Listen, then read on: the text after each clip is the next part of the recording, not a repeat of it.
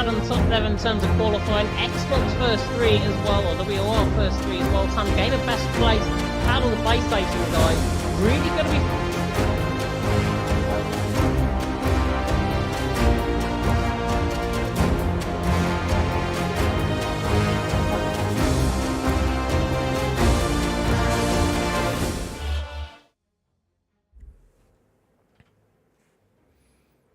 have access to the eTV's graphic at all. All of the information, though, is at Premier Sim GL on Twitter. So if you want to grab everything on there, you can. E-Series, of course, coming on Wednesday night. That is the qualifiers. Likes of Team Shazoo going to be taking part. The likes of F7R, I believe, are going to be taking part. So all PC side, all Xbox, PlayStation, you name it, are going to be taking part. Really big names in terms of the teams, really big names in terms of the drivers as well. Maybe no Yana What means Lucas Blakey, but you might just see the next big thing. Of course, it's Nathan Richards and Joshua Birch taking you through the action there. And I believe it starts at 8 p.m. UK time, if I'm not mistaken. Jess, I'm sure, will correct me if I'm wrong on that. But hopefully the WOR end will be up very, very shortly indeed. We have got that intermission break happening right now. Everyone has just been set in terms of the grid. We'll be getting underway very soon indeed. So what promises to be, Gareth, of course, very, very interesting in terms of the conditions out on track.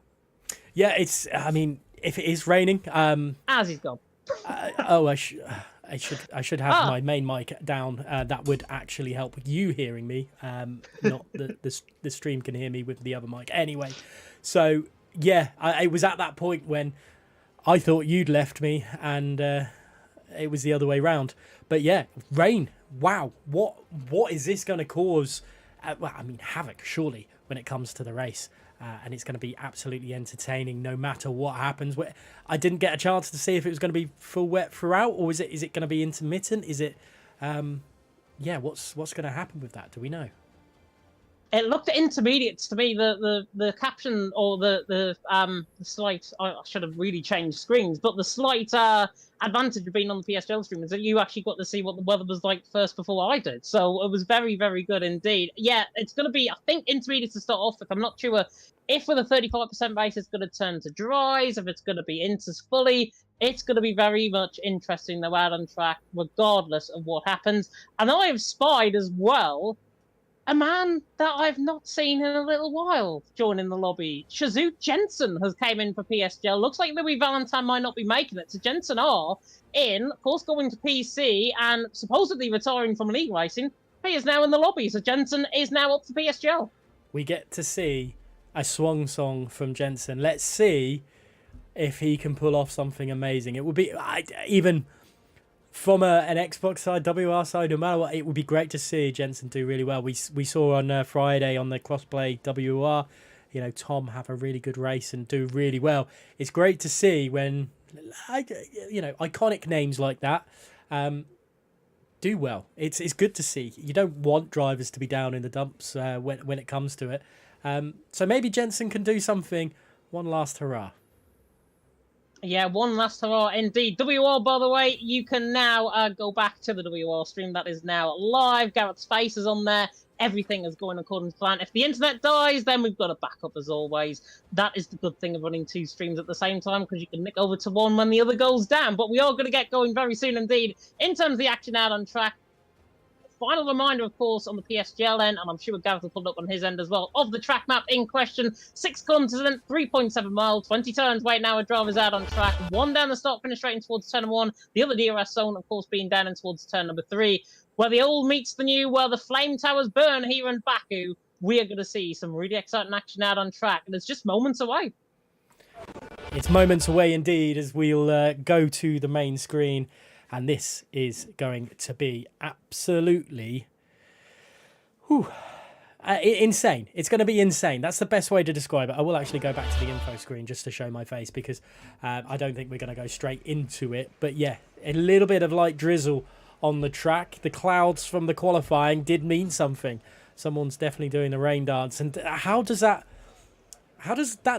change the complexion of this race, James? Because were we seeing some drivers risk it for the dry setup when it could be, well, they might lose it in the race? Is track position key here? It's a bit like Monaco, to be honest. When it rains around Monaco, you want to be in the first 2 rows, ideally, to try and win. And I think it's the same around here in Baku, especially into the castle section where you can lose the car so easily. And there's safety car privileges around this track, probably around the 80%, I think, in terms of safety cars here tonight. But yeah, in terms of the rain, could see drivers on dry setup, could see drivers on a wet setup as well. We could see a bit of the mix. We don't know what they've gone with. Judging by how they qualified, though, it was dry conditions. So I'm assuming every single driver out there has got some form of a dry setup on. Yeah, well, that could change now. That could change with the change. The Parc Fermé business has changed all around it, but it's not what we would have suspected. A little bit of rain here, and obviously Monza coming up around the corner. Let's have a quick chat about that while we get the drivers are getting set up.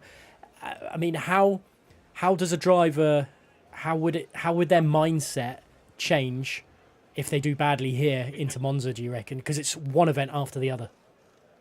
Yeah, mentality's everything, I think, coming into tonight. Drivers have had to prepare not only for 1, but for 2. It's a bit like the esports events that they're going to be coming up against, certainly. I know Brad is certainly mentioning that last season in PSGL, but it's going to be really interesting how the drivers are prepared. Have they prepared for more for one track than the other? We are going to find out, though, now. Yeah, we're on 4-5 red lights here in the rivalry between PSGL and WOR, and we are underway, and it looks like a pretty decent start from both the Red Bull drivers as they come down into turn 1, and Liam Bowman's trying to have a look around the outside with Sam Gamer official having a look as well. Look in the background, you've got, well, the Aston Martins crowding the Ferrari of Joe Murphy, and it's looking very, very wet down there. It is Mubarak nearly getting caught up in a bit of contact as well. Rotterdam filtering side by side. Look, the spray being kicked off. You can hardly see about the midpoint of the field. Jerome's going side by side with Joe Murphy. His arm on board with him. Jerry Van Bussel side by side as well with Markedos looking to the inside line. 2 title rivals in PSGL, and Jerry Van Bussel's through, and he's into 5th. 3 wide almost there. In the background coming through turn number 3, Volakongan, Tom, Quantum all losing positions as a result. Jensen there down at the back of the field, starting right from the back as M Racer is in the wall. Coming through the right-hander there at turn number 3. I think got pinched there maybe with Marlon at Ogween, certainly, but Reese Linton leading the way, Kai Pearson in 2nd, Liam Bowman in 3rd. Out of the first 4 positions, nothing's really changed. The Markedos is side by side once again with Jerry Van Bussel, but please don't go side by side into the castle section. Let's not do a James, thank you very much. Let's get through there cleanly, but crucially, oh my God, oh wow, that is very, very close through all that. Markedos still leading the way from trying to get past Jerry Van Bussel, but the PlayStation guys are fighting and allowing the Xbox drivers up at 1st, 2nd and 3rd to get away. Yeah, definitely. So, Jerry Van Bussel, that was Jerome, I think, nearly into Rotterdam, that was nearly into the wall there, halfway down the field. He's got Choco right up the inside of him, in toward the left-hander of turn number 15. Tom going side by side as well with Volakongan. Everything looking good. Liam Bowman trying to get on the back of Kai Pearson. Yeah, everyone up and down the field really squirming about. I believe AlphaTauri Tom may have a little bit of damage potentially on the car. He was certainly sliding his way there, coming through 18 and 19. On through the first lap, though. Reese Linton leads the way. Kai Pearson in 2nd, Liam Bowman in 3rd. And they're side-by-side further down the field. Sam Gamer and Jerry Van Bussel were side-by-side. Rotterdam, though, was 3 wide with Choco and Tom. He gets now pinned out on the outside, and that's Tom and Choco's position for 10th and 11th. Now, just to confirm, everyone, just because you win the race does not mean that you win the event for your team. It's 35 points for the first place, the 28 for 2nd, 25 for 3rd. So while it's looking good at the top, some of the drivers of WOR need to start pulling their fingers out a little bit through all this. And it's crucial for the drivers like M Racers who've made that mistake early doors to actually just continue on. And there could be a safety car, there could be anything to gain some more points for your team. As it stands, Liam Bowman and Kai Pearson are maybe working together to keep away from Sam Gamer official, because Reese Linton has just decided to check out. Yeah, he has 2.2 seconds in these conditions. You cannot afford console tier 1 champion to be 2.2 seconds clear. However, though, he just made a mistake at the top of the hill, and it's now 1.7 seconds. Just caught that on board on my end. Slight slide, nearly into the wall on the right side end plate. I think he got away with it, but that's a huge mistake from Reese Linton. Cost him 0.5 of a second. Liam Bowman now on the front foot. What was that you were saying about Reese? Yeah, he's... wow. Uncharacteristic mistake from the champion of Tier 1 CrossPlay at WOR, which has seen him just drop that time a little bit. Kai Pearson and Liam Bowman I don't think they're working together, really, because Liam Bowman's pulling away a little bit. And we just saw on the graphic there that it's a one-stop or a no-stop strategy here on this 18-lap race. All right, is anyone going to risk that? Potentially so. They might do. Joe Murphy's certainly not one going to risk it. He's going to go to the outside line of Yaronin towards turn 1. Yaronin's actually battling back in towards turn number 1. Can't get the job done, and the Welshman soon he's into 8th position. The BRT man, of course, overtaking the F7L man. They've got a good rivalry going in Legacy Division as well. Ogween and Nick side by side coming through turn 1. Nick, in fact, has gone straight on, pretty much like Verstappen and Ricardo. Not Verstappen and Ricardo. Or was it Verstappen and Ricardo? I don't know. Furious and Volakongan, Tom and Vardadal are side by side as well down the straight. Vardadal's right on the back of Choco in towards the left-hander at turn number 3. Tom's not going to risk this to the inside line. And Vardadal's actually hanging on to the inside line here. Now in towards turn number 4. The McLaren might be up the inside here. Recent sign, of course, to Outplayed Racing. They've been doing great guns in Legacy Division as well. Currently, I think it's second in the championship for Vardadal. Looking to the outside line. There's a yellow flag further down the field, but that is marvellous from Vardadal to the inside line at turn number 6. Gets the job done. But now Choco's coming back in towards turn 7. What a battle between these two. Choco might very well have got it. And there's a safety car. And I think, oh my goodness, 5-second penalty to Marilon for a severe collision with M Racer. No, not with M Racer, sorry, with NVR Nick. What has gone on there? Thankfully, we didn't see it on there, but this is time for drivers to cool their tyres down a little bit. Maybe we're going to see a no-stop strategy for a fair few of these guys.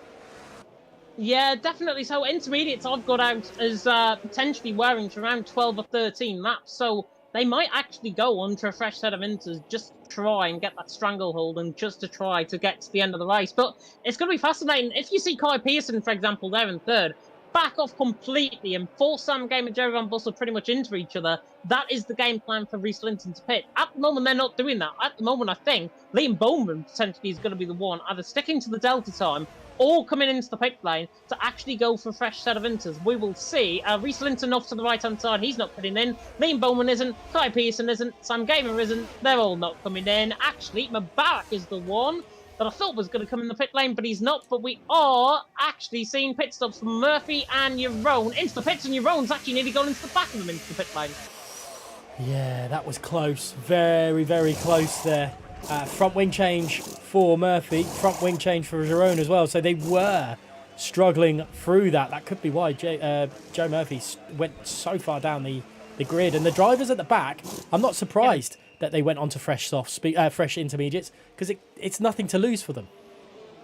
Yeah, Yaron, by the way, had a front wing change, actually. Just coming on board with his pit stop there. He had a front wing change. I think Joe Murphy's had the same thing, because they've come up pretty much right behind each other once again. So Joe Murphy and Yaron may have picked up damage on lap 1. They've come in to repair their damage. They're down in 11th position. Everyone else has followed in behind. I think Volakongan has gained a position of both Furious and Ogween, so that's a good gain for him, for Team Shazoo, and indeed for PSGL. But Reese Linton leading the way. Liam Bowman there in second. Kai Pearson there in third. Looking through the PSGL chat, certainly Lifeboat say not many people have boxed. Bradley, that's Bradders coming back at Frankie, and Jess Game seen Team PSGL for the win. And currently it looks all rosy for PSGL. Remember, though, there's another race and one-shot qualifying to be had. Yeah, it's like I mentioned pre-race, it doesn't matter that you got the top 3 drivers up there. You need the other drivers to give you backup. And with Nick out of this race, that is one less drivers getting you points for WOR, and that's not ideal in this third round of PSGL versus WOR rivalry that we've got going on. Yeah, interesting. Let us know in the chats what you think, how you think it's going to happen. Give us a guess at points. Why not? Let's try that.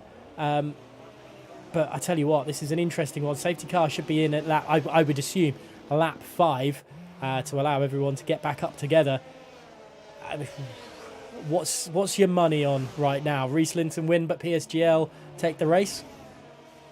I'll go even bolder and say Reese and Kai for 1-2 and Liam Bowman for third. That's how bold I'm feeling in terms of my prediction. But look out further down the field. Joe Murphy, your own. Choco. Everyone else in that fresh set of inters are going to have upwards to around 15% fresher tyres towards the end of the race. That is going to be huge around a track like this where tyre wear wears off at around about 6-7% a lap, especially on a set of soft compound tyres. Obviously, it's the wets. You treat the inters more like a set of mediums or more like a set of hards in terms of their durability.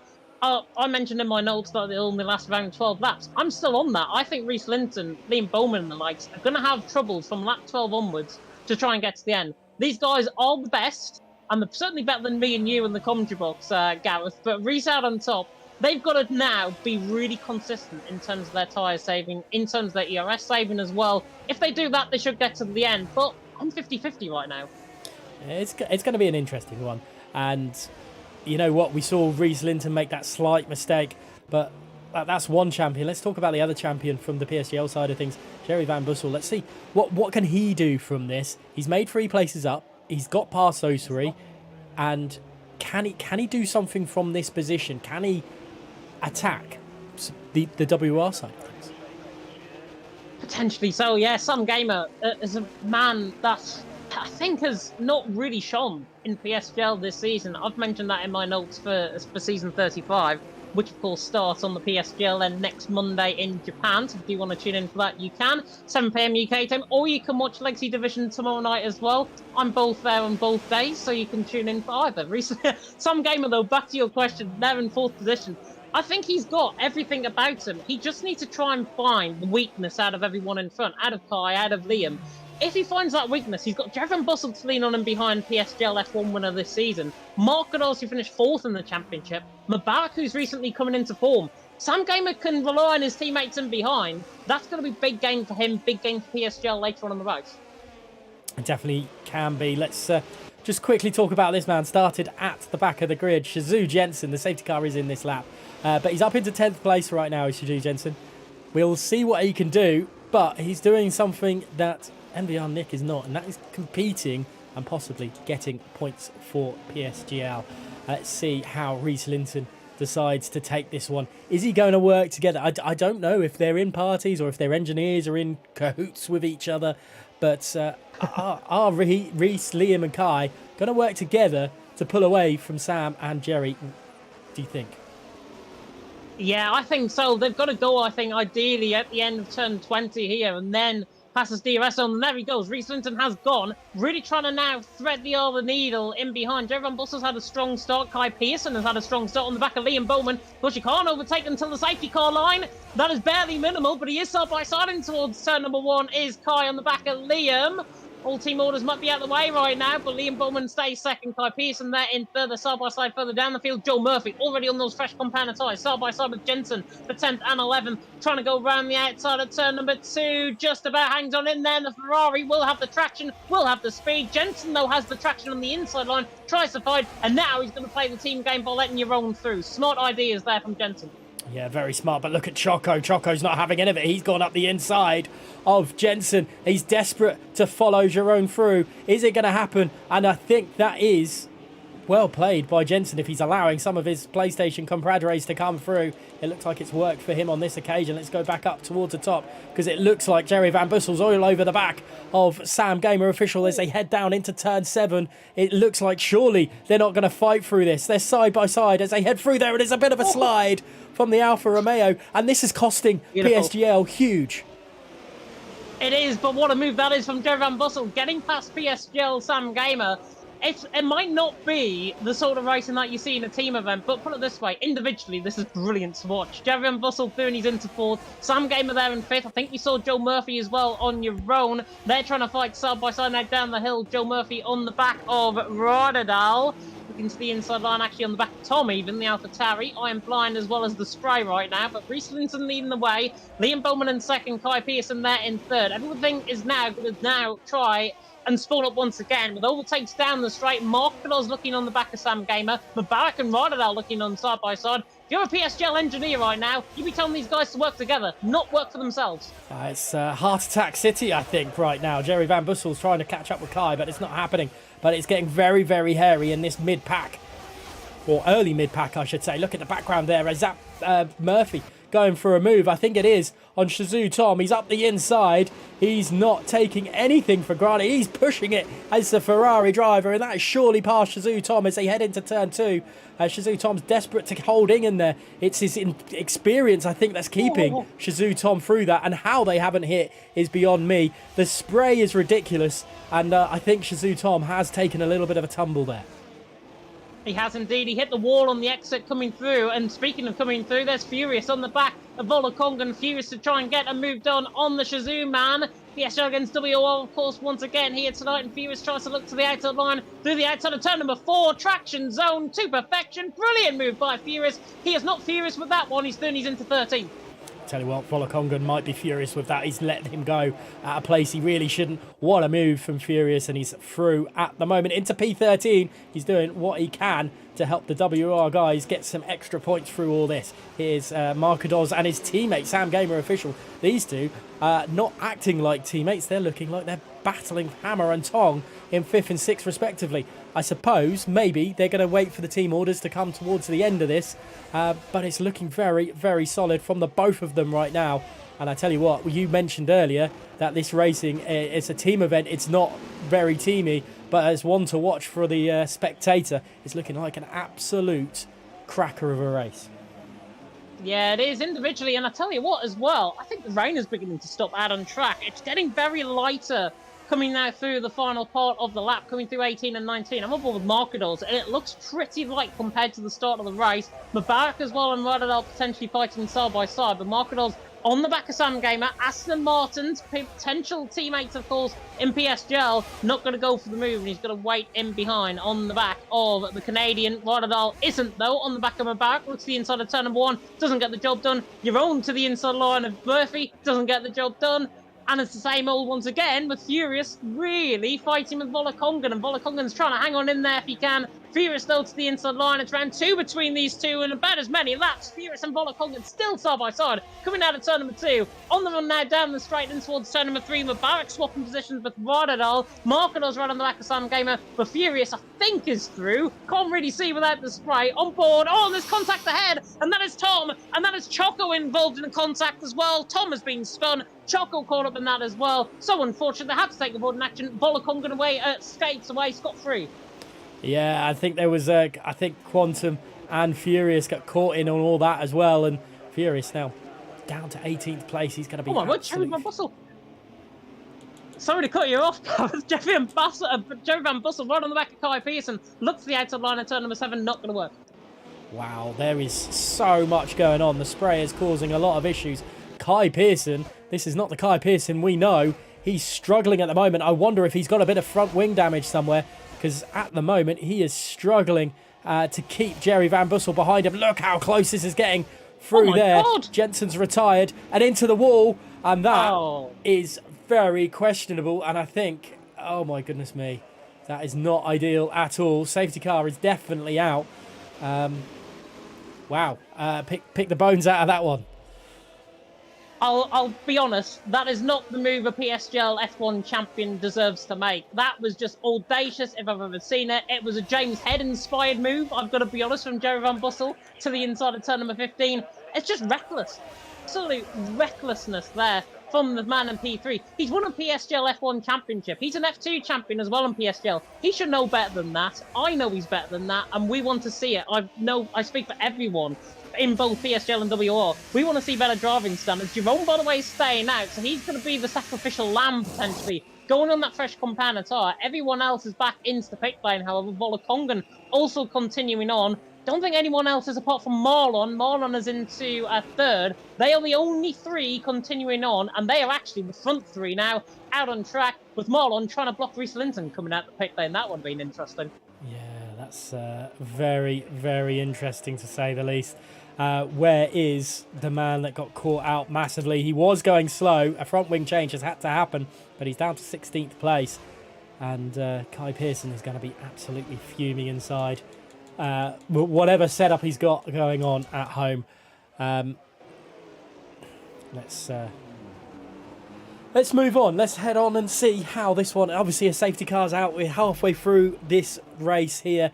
We do, just as a reminder to everyone, we've got 2 races tonight. It is one here in, if I get my words right, Baku, which is short qualifying, which we've had, a 35% race, which we're halfway through, and then after this, we've got a one-shot qualifying and 35% race around Monza, Italy.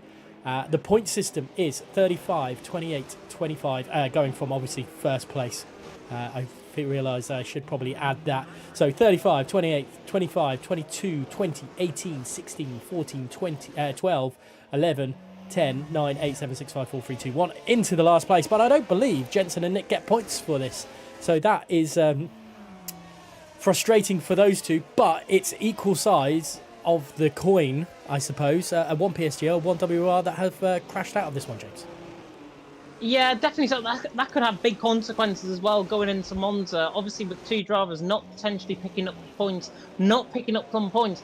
The last event, I believe, Marlon mentioned it a little bit earlier on to me, they only won by about 1 or 2 points, the PSGL, in the last event. So that really now, in terms of context, that really now puts the cat amongst the pigeons. Really, every single point actually does count out on track, and they need to, of course, count for those every single point. Jeroen now leading Volakongen second, Mollon there in third. Currently PSGL 1, 2, 3. Currently PSGL lockout, to be honest, with 6th all the way to 9th, and the rest being Xbox in the top 10, both being WOR, of course, Reece Linton, Liam Bowman, and also Joe Murphy down in 10th position. So as it stands, I think PSGL may be leading the way, I'm tempted to say, with my lack of math skills, but there's still 8 laps to go in this race. There's still one-shot qualifying and the race to go. And looking ahead as well, that one-shot qualifying, that is all individual. That is not a team game. It is all individuals on track. 1 lap, of course, around Monza. We've seen the curbs around on this game in Monza. Could catch a few out. Yep, corner cutting is rife at Monza. And one little inch too far to the left or too far to the right can cost you dearly. And well, we will wait and see for that one. Lap 10 of 18, we've lost 2 drivers here tonight so far, and I tell you what, it's going to be interesting. The stewards' inquiry, is going to be definitely, that stewards' room is going to be. I would love to be a fly on the wall for that one. Let's just say, the rain doesn't seem like it's eased up as much as we were possibly hoping for, but these front 3 drivers, worn tyres. I mean, are they going to back Reece Linton and Liam Bowman up into the rest of the PlayStation punch? Oh, they have to. They have to. If they're playing a team game, they have to. Marlon there in third will be that sacrificial lamb. He'll try and let Jeroen and Volakongen get away in first and second. Reece Linton, though, I've seen him drive in the intermediate conditions before, and he is an absolute master of his craft. So he might actually outdo Marlon off this race start, and then put him on the front foot for Volakongen and Jeroen a little bit further down the field. Gabor mentioned about the PS racecraft. James mentioned about the PC racecraft as well in the WOR chat, and Joe texting to himself, possibly one of his memoirs, I think, that Joe is going to be releasing after his season. And of course, I believe Joe is going to be commentating once again in season 16 for WOR, which we all love to see. But Jeroen is now going to be virtual Burmander. Safety car's in this lap. Jeroen now virtual Burmander. He's now virtual safety car. Do not discount him out for this race win. He is a master of his craft in the inters, prefers the wet to the dries. Let's see what it can do from the front. Seems like a very Jensen Button-esque driver. Interchangeable look like his thing. Let's see what Jeroen can do then. And when does he start? When does he start in comparison to Reece Linton earlier on? Will he start at turn 20, or will he start before or after? It didn't seem like there was much in the way of Xbox communication before. Let's see if there's going to be PlayStation communication. They're looking very, very steady lined at the moment. We know Volakongen can't go alongside, and drivers shouldn't go alongside when this situation. But let's see. Let's go from Jeroen's point of view. He's going very, very slowly. There we go. He's gone now. It's finally gone. But I don't think it stopped Reece Linton's charge on the Alfa Romeo. Ooh. And Marlon's just nearly put him in the pit wall down in towards turn number 1 as well. Not playing fair. We have to play fair in a team game, no matter what sport it is. Jerry Van Bussel and Liam Bowman are side by side as well. Liam Bowman through on Jerry Van Bussel. Reece Linton, that tactic for me for Marlon did not work. Again, he's good in the inters, but that did not work. Forcing each other into the pit wall, not for me, thanks. Jerome there leading the way. Volakongan in second. Marlon there in third. Jerry Van Bussel is side by side down in towards the outside line of turn 3. Might get the switch back. He's on slightly fresher rubber compared to Liam Bowman. Now to the outside of turn number 4. Can the PSGL, PSF1 man prove his worth? Liam Bowman nearly put him in the wall. Jeremy Bussell now into the inside line at turn number 5. Surely going to get this one done. That is how you make a move. That is retribution for the move he made earlier. Jeremy Bussell through his interpit and showing everyone what he can do. Yeah, that's... I just needs it a little bit more often there, as does Jerry, but interesting. Reece Linton still has yet to pass Marilon in P3, which has allowed Jerry Van Bussel to come straight back into it. Tom's retired, and we've received another safety car. Another one. And yeah, we're pushing for the record, I think, in terms of safety cars and a crossplay event, I think, right now. But that is Tom in the wall. I think he might have got caught up with Kai Pearson. Kai Pearson, by the way, is down in 15th position. I'm not entirely sure what happened to him on the restart. He's down there in 15th. Emirates are 14th ahead of him. Disappointing start for Kai Pearson. Did he make contact? Did he spin? I don't know what's happened to him. He was the collateral when Jerry Van Bussel, so he came into the pit. He was down there at the start of the safety car, unfortunately, was Kai Pearson. So he's gained 1 position, but down 13 from where he started is not what he would have wanted at all.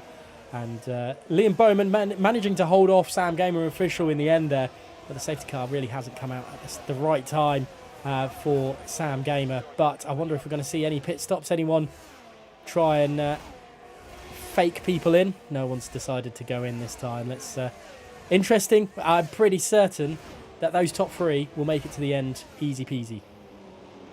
Oh yeah, definitely. Well, 14 laps that'll be on a set of inters. I think they can make it very comfortably indeed. Another 2 laps under the safety car. Furious, by the way, is former Parnell Racing now, and he's actually came into the pit lane. So Furious there down in 17, biting the bullet, down at the back of the field. Go for broke. You may as well, in an event like this, you may as well try and push for points. He's got Ogwin, Kai Pearson, M Racer Quantum, Choco ahead of him. All WOR guys. Is the need, potentially, if Crispy's obviously engineering the Xbox side here tonight, if Furious there down in 17th, if he's on the fresher rubber, do you let everyone get out the way for him to push on the back of Mark Wills and Joe Murphy? That'll be an interesting ploy to the end of the race, but he is too far back to make anything work.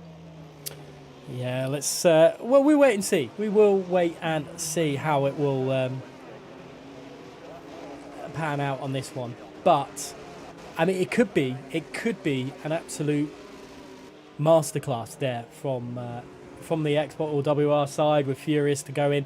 Maybe you're right. Maybe those guys will allow him to go through, have an attack on Markadoz and then into Mobarak and Ryder Dahl from the PlayStation side, I think. But it's crucial now. 3 drivers retired, 2 to the PlayStation side, 1 to the Xbox.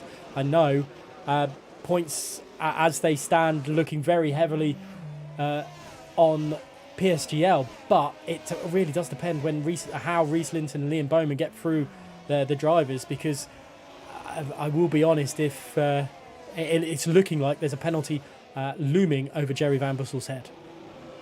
Yeah, definitely so. And again, that audacious move in towards turn 15 just was not needed. He's there in 5th position. He's behind Reece Linton. Is that for more gain for himself?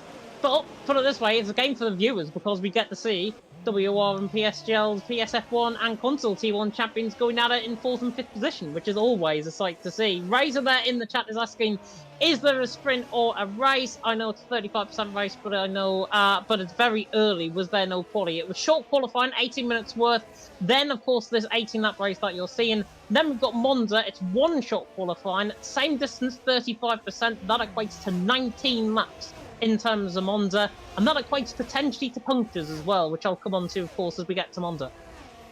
Yeah, we won't talk about marbles, as I know that's something that pops up quite regularly, is marbles on the track. But it depends if it's wet. If it's wet at Monza as well, we could be in for a very, very long and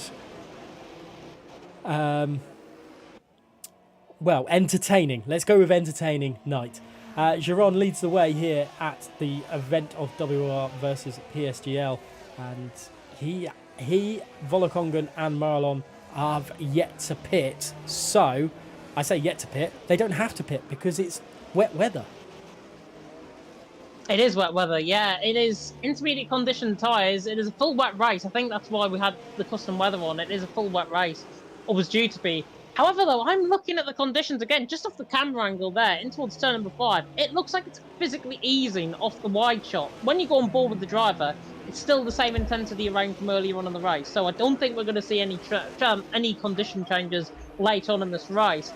Frankie, by the way, in the chat saying I think they're trying safety car to see if it's working on the new patch. Yeah, I've been in leagues where reduced safety car is on, and put it this way, we've had five safety cars in the 50% race. So I think ultimately the safety car, no matter what setting it's on, it's a little bit broke, and that is put on the blame of co-masters. Hopefully one of them is watching, a developer or something is watching, and can take that note and then put a hot fix in like they did today as well. But your own ad on top, Volokongan second, Marlon there in third. Reese Linton though getting very, very much on the back of Marlon in towards turn 14 and 15. Certainly wants to get on with things, I think, the Xbox man.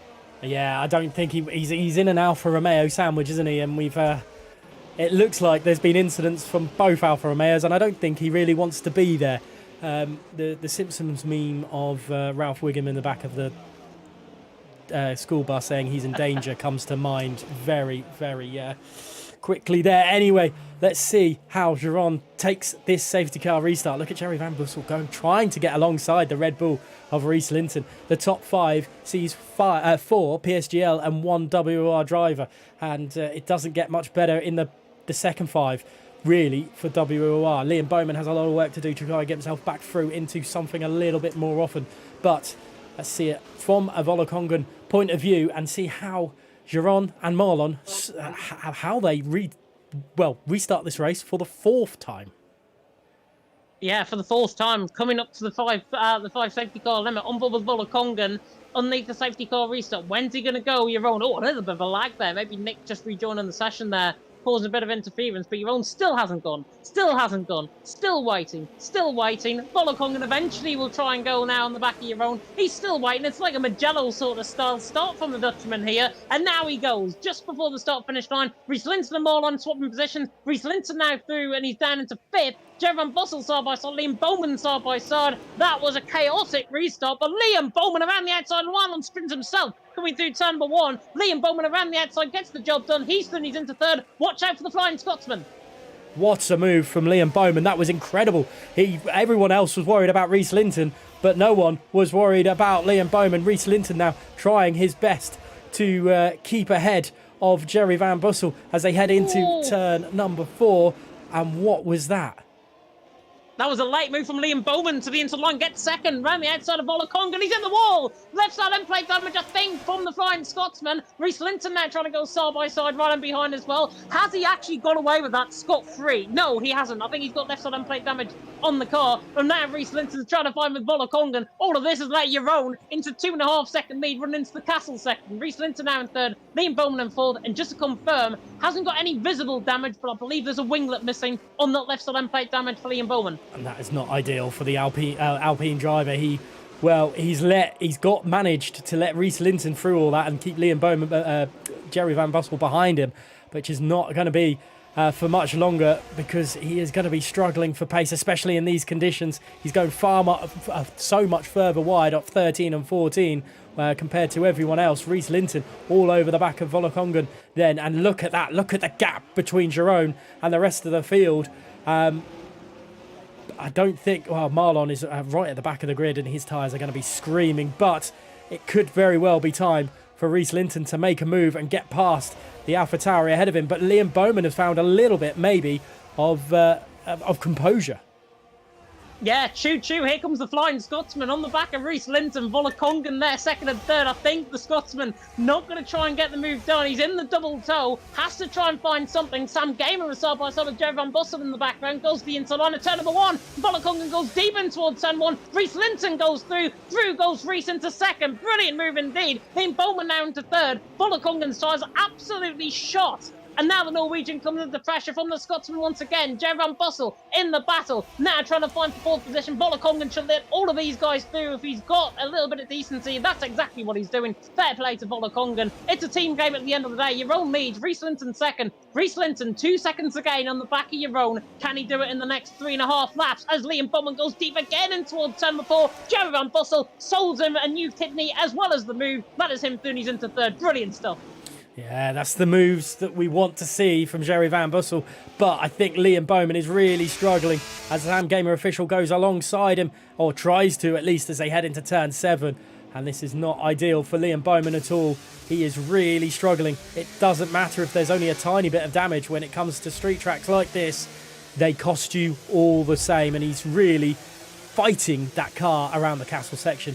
And, well, Rhys Linton is catching Giron, but I don't think Liam Bowman will be. No, I don't think he will be. 1.5 seconds. Again, that slight bit of left side impact damage really cost him. Volokongen again dropping down the field. Quantum going past him as well. Quantum hopefully not having physics here out on track. Nearly puts him into the wall, to be honest, there. Coming through 10-15, but Quantum is through. Guy Pearson through. Ogwing through. Volokongen's through. That is terrifying now for Giron out in front. 0.8 of a second. If it was DRS range, he'd be within it right now. Rhys on the back of your own, and he's going to come storming at him. Down in towards turn 1. Has he got that straight line speed? Has Jerry Van Bussel got the straight line speed? Look at him catching the Dutchman there on the back of the Brit. Running down in towards turn 1. Rhys Linton, like a ball out of the blue, looks for the inside line in towards turn 1. Not going to risk the move in towards turn 1. You're on their lead. Rhys Linton second. Jerry Van Bussel third. Sam Gamer and Liam Bowman. Again, a side-by-side in the background. Aston Martin and Alpine side-by-side in towards the left-hander of turn number 2. Is the Scotsman going to try and hang it to the switchback? No. Beautiful car position from Sam Gamer, remains fourth. And the battle for the lead is going to be to the death. Where does Rhys Linton go? Giron is putting his car in a massively wonderful place. Side by side, a little bit of wheel banging, and that's costing them time. And I think Rhys Linton's just about to hold on. Bussel. But Van Bussel's coming through as well. This is going to be for the lead. Jerry Van Bussel takes it. He does. He gets 2 for 1.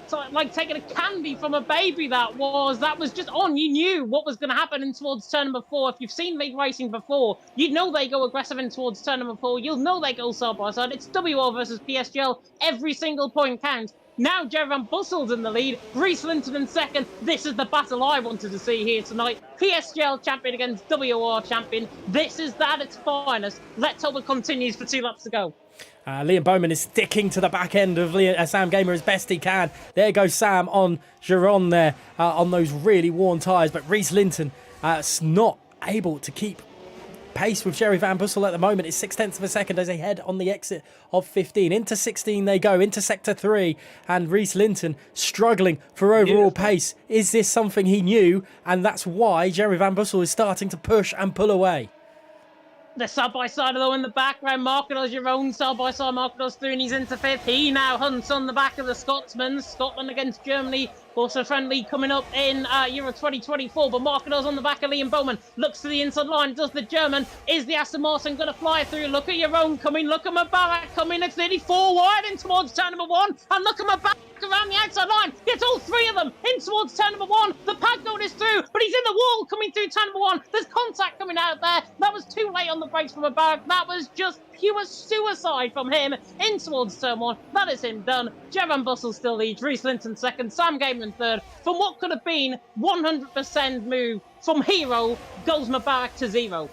And Liam Bowman is being absolutely swamped by McLarens as they head to turn number 3, and into 4. He is really struggling with those tyres, and more the wing, I think. And he's got Kai Pearson behind him, though. But Jerry Van Bussel is pulling away at the lead of this on lap 17 of 18. It's not been without controversy, but as the action is still piling on strong. Jerry Van Bussel is desperate to find a way. Liam Bowman is desperate to find a way past Giron, but it's not happening. And Kai Pearson and Choco are getting, hooked into this. No! Oh, your own city gone on the wall coming out of turn number 6. Goodness me, he has kept that somehow. That is him still in 8th position. How on earth he's recovered that out the wall, I do not know. Kai Pearson though hits the wall on the inside line there through the castle section, puts him on the back foot. But yeah, Jerry Van Bussel has checked that. 1.3 seconds in front. Now it's just the battle for second. Now it's the battle between the Canadian of Sam Gamer and the Brit of Reese. Reese has got, you would imagine, pace advantage. He doesn't this time around. He is struggling in the wet. Sam Gamer doing a fine job there in third. Aston Martin looking on the back. Is he going to look for the move maybe in towards turn 1? I think he's too far back there, around the same ERS, so it is going to be pretty much now on the run. Jerome, by the way, has got damage, apparently, for making contact with Reese Linton. That's just been confirmed on the PSGL side. Reese Linton there, potentially maybe carrying a little bit of damage as well, but Jerona's dropping back. Choco now going through. Murphy going through as well. And Murphy might get both of them down in towards turn 1. The McLaren flies to the inside line. Once again, the Ferrari will look to the outside line. Is this a move that Mubarak didn't pull off? Is this going to be pulled off by Joe Murphy? No, he gets one, though. Jeroen too deep, and there goes Quantum again. Yeah, this is action-packed right at the back of this field. Lap 18 of 18. Jerry Van Bussel's pulled away, but it could be. Reese Linton is carrying damage, which is why Jerry Van Bussel's pulled away a little bit. In the background here, Murphy, Quantum, and Choco all battling away, and I think Murphy's just allowed Quantum to go through, but he's done a switchback on him. On his teammate. Put it that way. Quantum's not going to like that, is he? He's just been absolutely sold to the fish and chip shop. Joe Murphy through and he's into 9th. Quantum there in 10th. Jeroen there in 11th. And you have to feel sorry for Quantum. That's Xbox on Xbox violence. WOR on WOR violence that we've just seen there. Brilliant move, though, by Joe Murphy through and he's into 9th. And proving why he is a contender in Tier 2 this season. Definitely. And all of a sudden, the dynamic of all this has changed. PlayStation down the bottom. Xbox holding out the middle. But it is all resting on this man and whether he gets a penalty. Jerry Van Bussel has drove some incredible bits and some questionable bits through in this race. But at the moment, he is going to take victory as he rounds through into Sector 3 for the last time. A little bit of back-end wobbling for Jerry Van Bussel as he heads through Sector 6, turn 6 to 20. It should be nice and plain sailing. He hopefully won't hit a wall between now and then, especially if you're a PSGL fan, but it's looking pretty comfortable as he heads down to the start-finish line. A 1.8 second gap to Reese Linton behind. Jerry Van Bussel takes victory here in Baku. He does. Reese Linton second, Sam Gamer there in third. Fantastic racing throughout the field. Kai Pearson to the line is going to nick Liam Bowman for 6th. That is him through in the Red Bull. Jeroen is going to nick Choco. Choco, though, back within the slipstream. Ogween as well, getting involved in that battle. Too close to call. 1100th of a second. And that was death for Marlon and Volakongan coming across the line. Marlon flying to the left-hand side there, and Volakongan not happy with that one whatsoever. Mubarak there down in 17th. We'll wait for him to come across the line. But Jerry Van Bussel wins. Reese Linton in second. To be honest, though, Gareth, Jerry Van Bussel wins, but not in the way that we imagined. And probably not in the way he would have wanted either. As we wait for Barrett goes across the line, it's not ideal. It's not ideal at all, and I really am not looking forward to looking at that chat. But we've had 4 safety cars, and I hope we're going to get a points system through at some stage for us, whether it's a spreadsheet or something, so we can get a little bit of live updates and live scoring, and hopefully the stewards will give us some quick stuff as well, as Jerry Van Bussel at the moment is taking the win here for Baku. Reese Linton in second and Sam Gamer Official in third, rounding out the points. The podium position, sorry. In fourth was Marcos Rodadal in fifth. 6th go to Kai Pearson after his incident with said race leader. Liam Bowman in 7th, just caught off the line. Look how close that is on the timing screen there. Murphy in 8th, 9th to Quantum, 10th to Jeroen. Ogwin in 11th, scoring vital points for WR, I should say. Choco in 12th, 13th to Furious M Racer in 14th, 15th to Marlon Volakogan in 16th, 17th to Mubarak, and 18th, 19th and 20th, which are Tom, Jensen and Nick, do not receive any points. But wow, James, how do we describe that? Chaotic, fun, everything you could imagine from a race, I think, in Baku, to be honest. It was absolute chaotic. I think I'm just getting everything up on my And there you go. You can see me now on the PSGL stream as well. It's almost as if we've got a dual screen going on in terms of the cameras. But yeah, that was absolutely chaotic. That was horrible, I think, in terms of the standards. Already drivers complaining about turning the safety car off for the second race. Whether that is the case, though, remains to be seen. But what we got robbed of, I think, was a really good race. Reese towards the end, though, he had a pure straight line speed setup on. He caught 0.5 of a second down that straight. He is one to watch out for, certainly in Italy, if he does the same thing. Yeah, we'll have to wait and see. And obviously, Monza being the track it is, we can expect people to push that a little bit more. But we will have to wait and see. It's nice to see Otis Lawrence in the chat there backing WOR. Hopefully that is how it's going to go. We don't know the point system. We know the point system. We don't know who has taken away effectively the lead from the first side. But we have, I guess, our first bit of information for qualifying at Monza is Mubarak has a qualifying ban.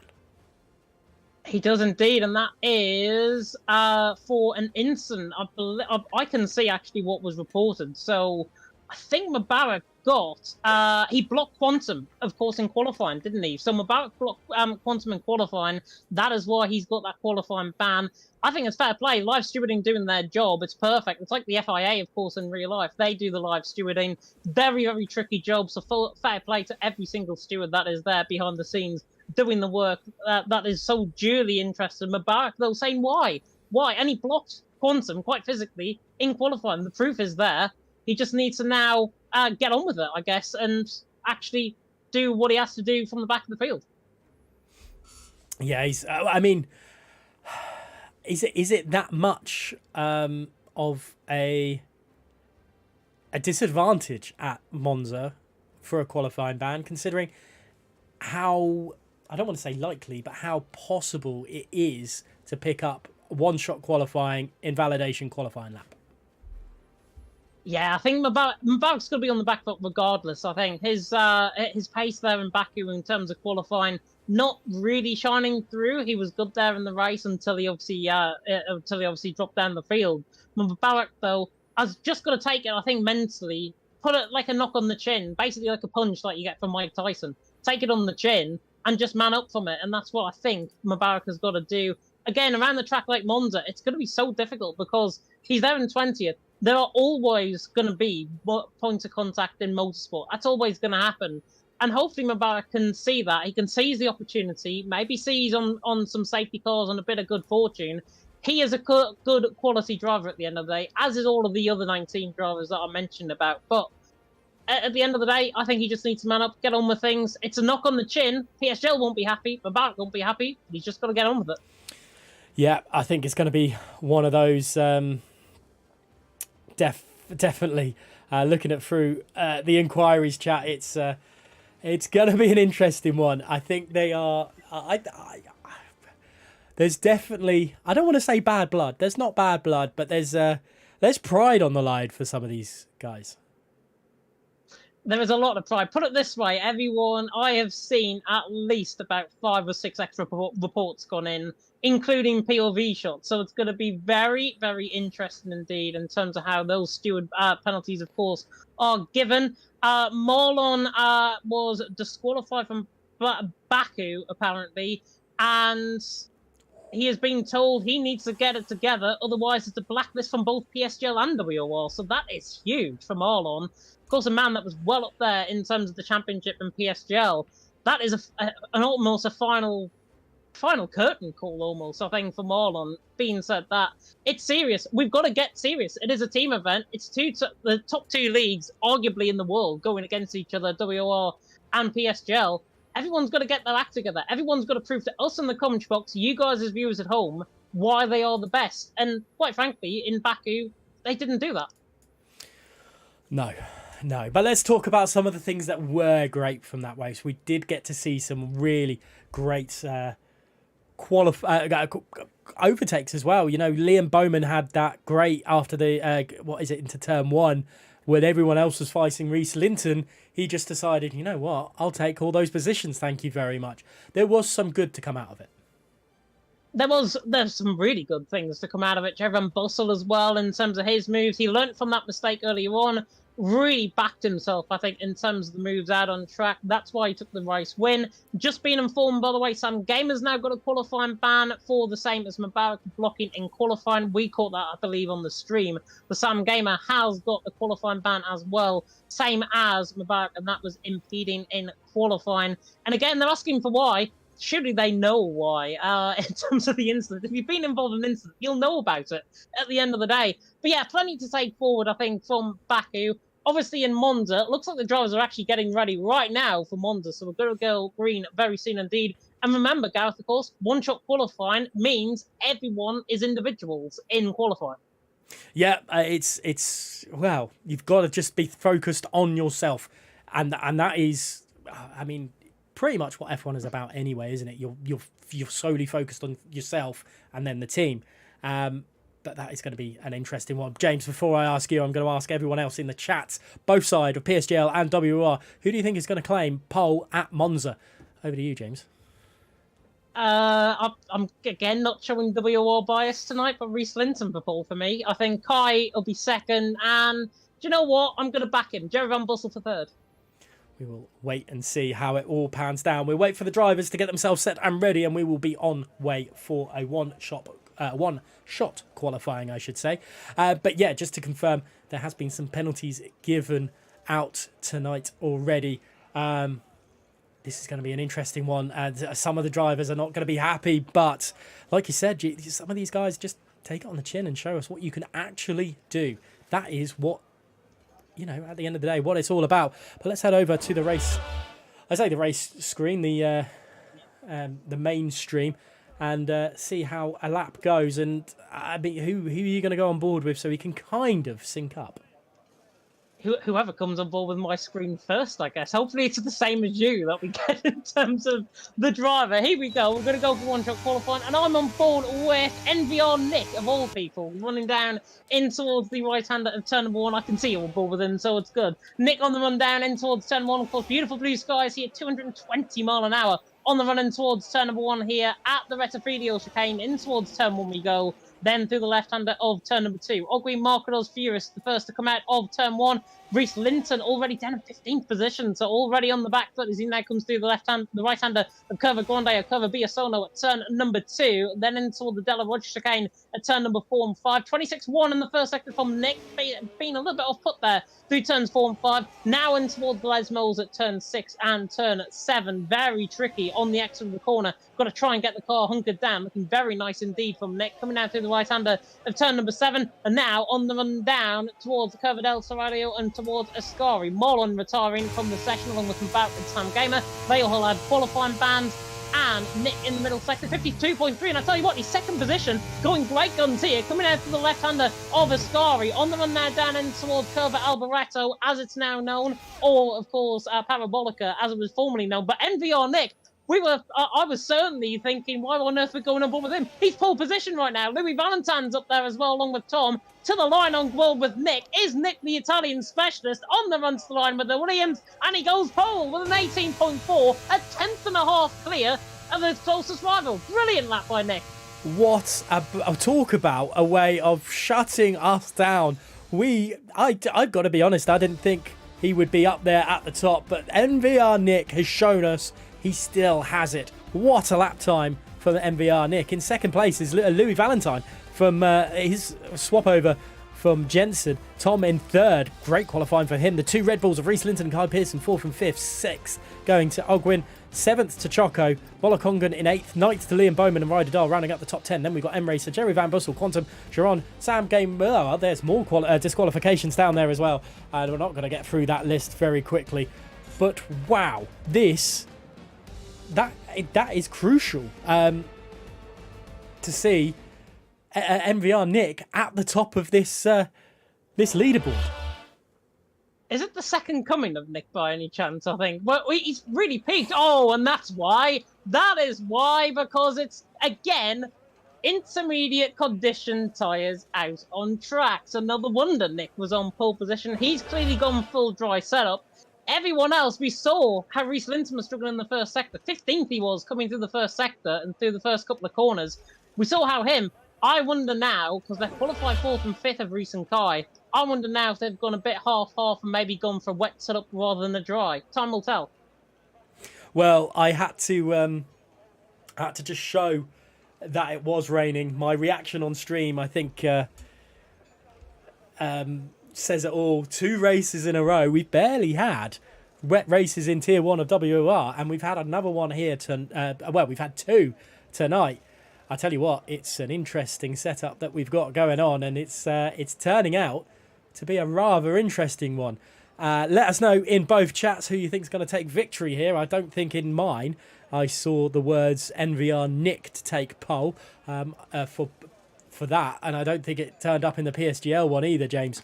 But yeah, that's shocked us a little bit. It has. It's rocked us. Bell Rofix, I think, is saying that when Nick lags out, it's content certainly for League Racing Review that'll come up certainly next week with Nick taking pole position in the event. But in all seriousness, back to the full conditions out on track, it's going to be really challenging once again for the drivers. They've got to have their mettle absolutely on, mentally switched on. 19 laps, remember, here in Monza, short of the 50% race distance. Here are the 5 red lights now coming on. Of course, the Williams of Nick in front, Louis Valentine alongside. All 5 red lights are on, and it's lights out and away we go. And Louis Valentine gets a very good start on the back of Nick, running in towards the first chicane at the Retifidio, but Louis Valentine looks to the outside line, trying to get Nick in towards turn 1 on the brakes. He was winner, of course, in Legacy Division in Monaco, trying to do the same here early on in Italy. Louis Valentine leads through turn number 1. Nick there in second. Reese Linton and Tom are side by side, just in the background of shot. They go 2 by 2, filter through like Noah's Ark as they go, and Nick and Louis are side by side once again through Cover Grande. Nick though leads. Louis Valentine in second. Tom there in third. Good start by all, but this is the second pinch point on the circuit, and Racer dropping down the field behind Jerry Van Bussel. Reese Linton there late on the brakes. Everyone though was clean through the chicanes. This is crucial, and it's looking like 4 wide, a bit further back, I should say. They managed to get themselves all back in a straight line. That was Jerry Van Bussel and M Racer having a little bit of an attack of each other in the second curve, the Lesmo, sorry, and I think M Racer is in a little bit of trouble because he's got the 2 McLarens trying to get through. M Racer's desperate to try get back at Jerry Van Bussel as they come into Ascari, and it's side by side. This is dangerous, but somehow they've managed to make it stick, and M Racer has the position, and Ryder Dahl gets past Jerry Van Bussel.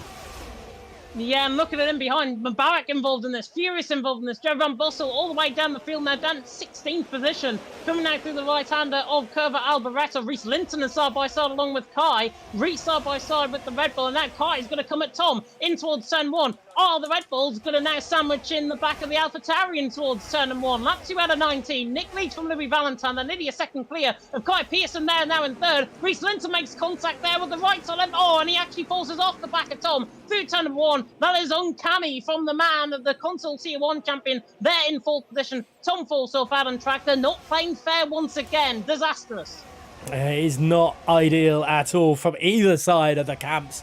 And I think maybe when I said there wasn't bad blood, maybe I wasn't 100% truthful with that, as Ogwin and Shazoo Tom coming to blows there at the exit of Ferranti number 2 there. This is not ideal, as it's side by side into the first Lesmo in the background with M Racer and Giron. Yeah, buckle up, hold on to your hats, hold on to everything that you've got a hold of right now. If you haven't got a hold of everything, get a hold of something right now, because Giron is on the back of M Racer now on the back of Tom, and it's 3 wide in towards Ascari. We cannot bear to look. Down in the inside line, and there was always going to be contact coming through there. Gravel there for Giron. Tom off as well. Somehow they've actually got through that without nobody going in the wall, so fair play to them at least for that. Nick there leads. Louis Valentine in second. Kai Pearson in third, but once again in the midfield. It is very aggressive. It is racing. WOR and PSGL, they do not like each other, put it this way. There's cars off as well, coming now through Parabolica. Jerry Van Bussel again off. Mubarak followed through as well. Kai Pearson, though, is going for the move, I think, on Louis Valentine for second. Louis defends to the inside line on the back of Kai. Kai will hold sway, holds third. Louis Valentine holds second in turn 1. And the Baku race winner is going backwards here. He's currently down in 17th place. He's not liking the wet weather conditions here at Monza, and he's battling away with Marcados for the 16th place. As Shazoo Tom's just there as well. Marilon having a bit to say with Shazoo Tom, but nothing doing on this occasion. It looks like he was actually going to go off the track at the exit of Curva Grande there, but into... Oh, goodness me, the Ferrari of M Racer all over the place, and that has caused Tom to take evasive action, and he's had to go off the track there. This is... Whew, wow. What are we seeing tonight so far has been absolutely insane. Let's go back up to the leaders. While the action down there is great, let's give the leaders of this a little bit of showcasing. Yeah, definitely worth showcasing more the front than the back of the field, put it that way. Quantum's on the back of Marlon in towards turn number 8 at the Scary. You've got the move done on Joe Murphy, so Joe Murphy now back through down into 18th position. But everything hopefully now is going to settle down. Calm your nerves, for goodness sake. Sam Gamer and Mubarak side by side run up in towards Parabolica once again. But Nick leading the way. His lag currently non-existent. Leads by a second over Louis Valentin, Legacy Division winner, of course, in Monaco. Kai Pearson there in third. Race winner, of course, I believe, was it in Japan when I covered alongside you, Gareth? Kai won and took it to Reece Linton there. I believe he did. He's there in third position. Choco there in fourth. Reece there in fifth, then Liam Bowman, Volakonga, Old Green, Rodadal, and Mubarak top 10, Sam Gamer, M Racer, Jerry Van Bussel, Furious, Markedos top 15, Marlon Quantum, Joe Murphy, Tom, and Jerome, all the 20 drivers filtering through. Adam Trackers, Old Green looks to the back of Volakonga through Curva Grande.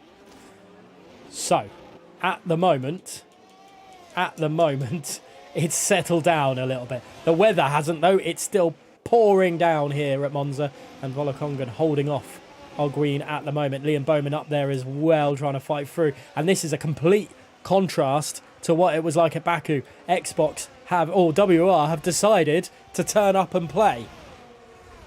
They have, and they really mean business so far in this race. Nick there, escaping up the road almost from Louis. Louis, though, I think, is on the ERS. He's really trying to get back in that fight. Kai, though, was on the back of him. He's got to be very careful. Speaking of being very careful, they're all careful in towards the Scary. Further down the field, they're Furious, M Racer, and Sam Gamer, who's all out of shape, though, actually. M Racer's now, the German, going to get on the back of him. Former sitter, of course, in thingy, as Choco was gone off, coming through Parabolica. Now, I'm not sure if that was contact or if that was a mistake. Choco was off, coming through there. What were you saying about WOR and Xbox doing a good job? They're not, as Kai Pearson side by side with Louis Valentin in towards turn 1, late on the brakes, Frenchman on the outside line, Brit on the outside. Turn number 2, do not get on each other like Hamilton and Verstappen, and Louis Valentin and Kai Pearson are still side by side. Coming out turn number 2, very much lag-induced, but Kai's got the advantage now on the inside line. Louis Valentin, no inches apart as they come now through Curva Grande, in towards the Delaroche chicane, and Kai Pearson is in front, in towards turn 4. Kai Pearson, sorry, I was going to call him Della Roger then. Kai Pearson desperate to get that move done. He's got it done. He's in front for the time being.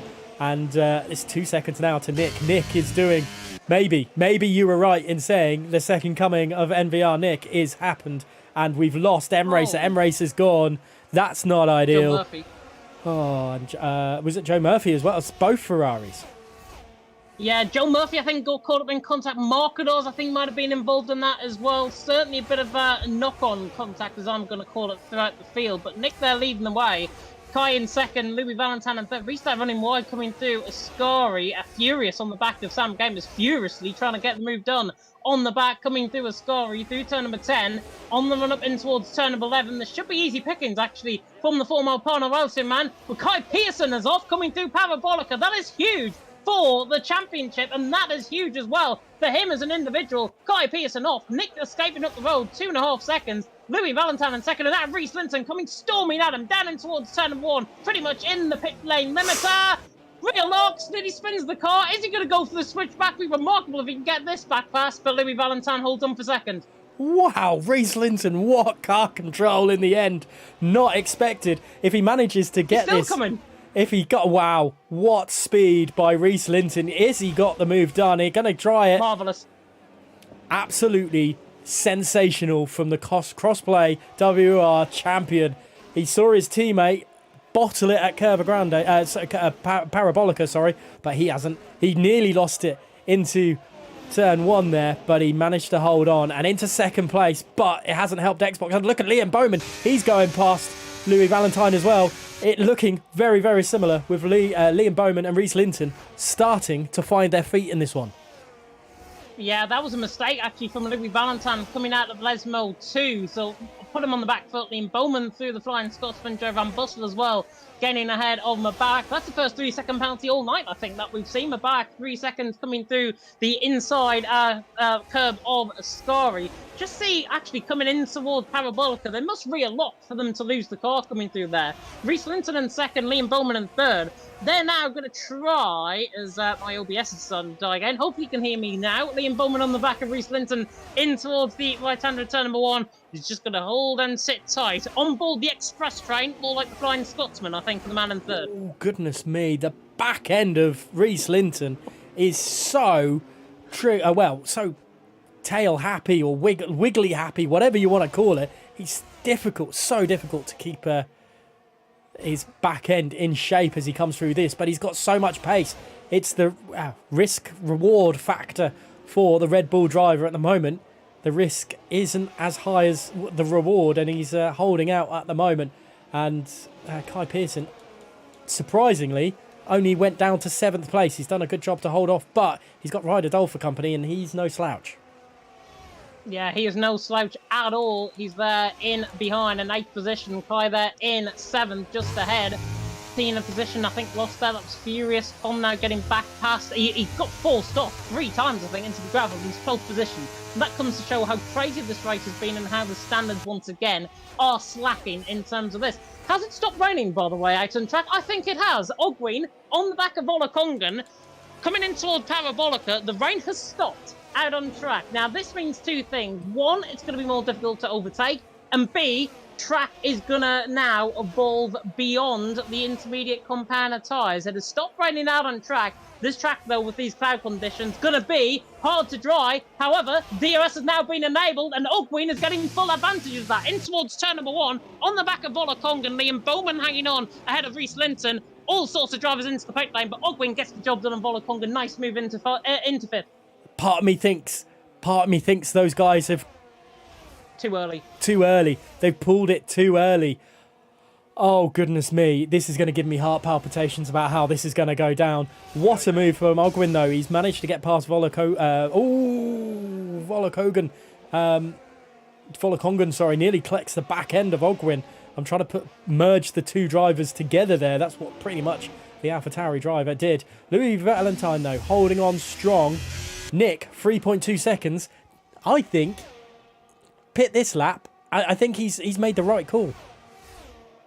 Yeah, pit this lap maybe, but look, looking at the spray still being picked up, I don't think that track is drying rather quick. So I think everyone on a set of inters, judging by Kai on the back of Quantum, it's barely crossover period. So I think risk it for another lap and see how it goes. The track is beginning to dry in towards Curva Grande, and I'd honestly risk it for another lap. If I was in these guys' shoes right now, I'd risk it. This is now B-Tech James now coming out in me and saying, oh, well, just try and go on. Everyone knows deciding not to listen to us in the commentary box. They're all into the pit lane. They feel that the tyres are now going to be crucial to the end.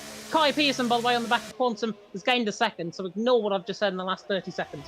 Louis Valentine nearly collected the back end of Reece Linton. Look at that. There's trying to be an overtake by Marlon and Markados. They're both on the PlayStation side. Let's go on Kai Pearson as he rounds Parabolica here. This should be interesting. He's not lost the back end like he did earlier on.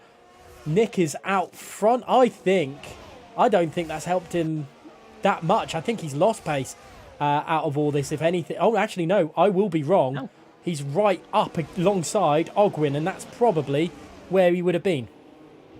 Oh, and Vidadell makes contact with Ogwyn in towards turn number 1. Goes inside of each other as well. Choco is now side by side with Rodadal coming out of the rest of the chicane. Again, still the spray being kicked up. It is still dangerous conditions out on track for these guys in a set of drives. Rodadell's not going to fight that. That's Choco through, and Rodadell's now going to hang off on the back of Ogwyn. He's on that medium compounder tire. That is not going to suit him at all well. Kai Pearson, by the way, I thought he would have got a bigger gap than what he did. He's in 6th position and has actually lost a position to Volakongan. So Volakongan is now ahead of him. Kai Pearson there in 6th, almost on the back foot. It's helped out nobody, that change up in the conditions. That has helped absolutely no one. 3-second time penalty for Sam Gamer. That's not ideal at all. Kai Pearson all over the back of Volakongan, trying to find a way through. And Louis Valentine has lost time to the other 2 drivers he was battling with. So, yeah, you're right. It's not helped anyone whatsoever. And there is a mix of medium and soft runners. Who's made the mistake? Yeah, definitely. I think medium runners, certainly. Rotterdam on the back. Track is now nearly fully dry. Reese Linton doesn't care about the fully drying track. He's into second. On the back of Liam Bowman. Kai Pearson now side by side with Vola Kongan and gaining the upper hand and towards turn number 1. So that is him through and he's into 5th. Rotterdam Ogwin and behind. Liam Bowman coming back at Reese Linton because I believe Reese made a mistake coming out of turn number 1.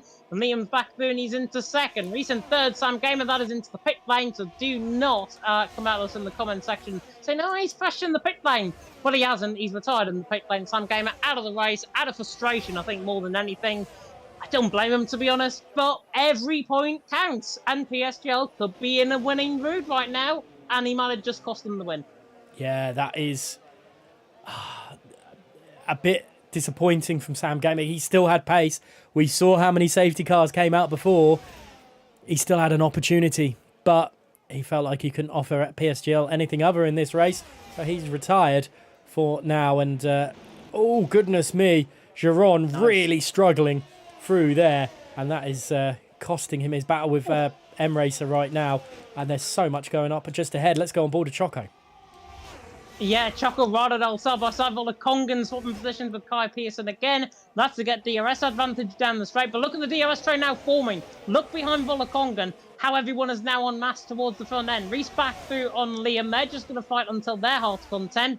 Currently, WOR 1, 2, 3. Enough with Kai Pearson in 6th, Choco in 8th, Ogwin in 9th. That's if they remain as they are. Choco, though, wants more. He wants the inside line of turn number 1 on the back of it. Very much lagging on. He's into the back of him. There's contact and lagging towards turn number 1. Ogwin there on the back of Choco. Just about. Vola Kongan very slow. Looks like he might have a little bit of front wing damage, actually, Vola Kongan. But that was Rotterdam. He lagged, had a bit of a lag spike, then got completely put off, then got into the back. He's got right side of blade damage on the car. That's not his fault, to be honest. That is just the pure cycle of the game coming in there. Yeah, that was just viewing it from my screen, and that was interesting to say the least. I'm hoping we're going to get some sort of information from either Luke or Connor, either side, about any sort of point system that we've got going on right now. Obviously, it is 35 points for the win, 28 for the second, and 25 for third. But it'll be nice to see everything go together. But this battle here for P5, I'm guessing, yeah, Vola Kongan, sorry, is still keeping up with Kai, and they're 5.6 seconds behind everyone else.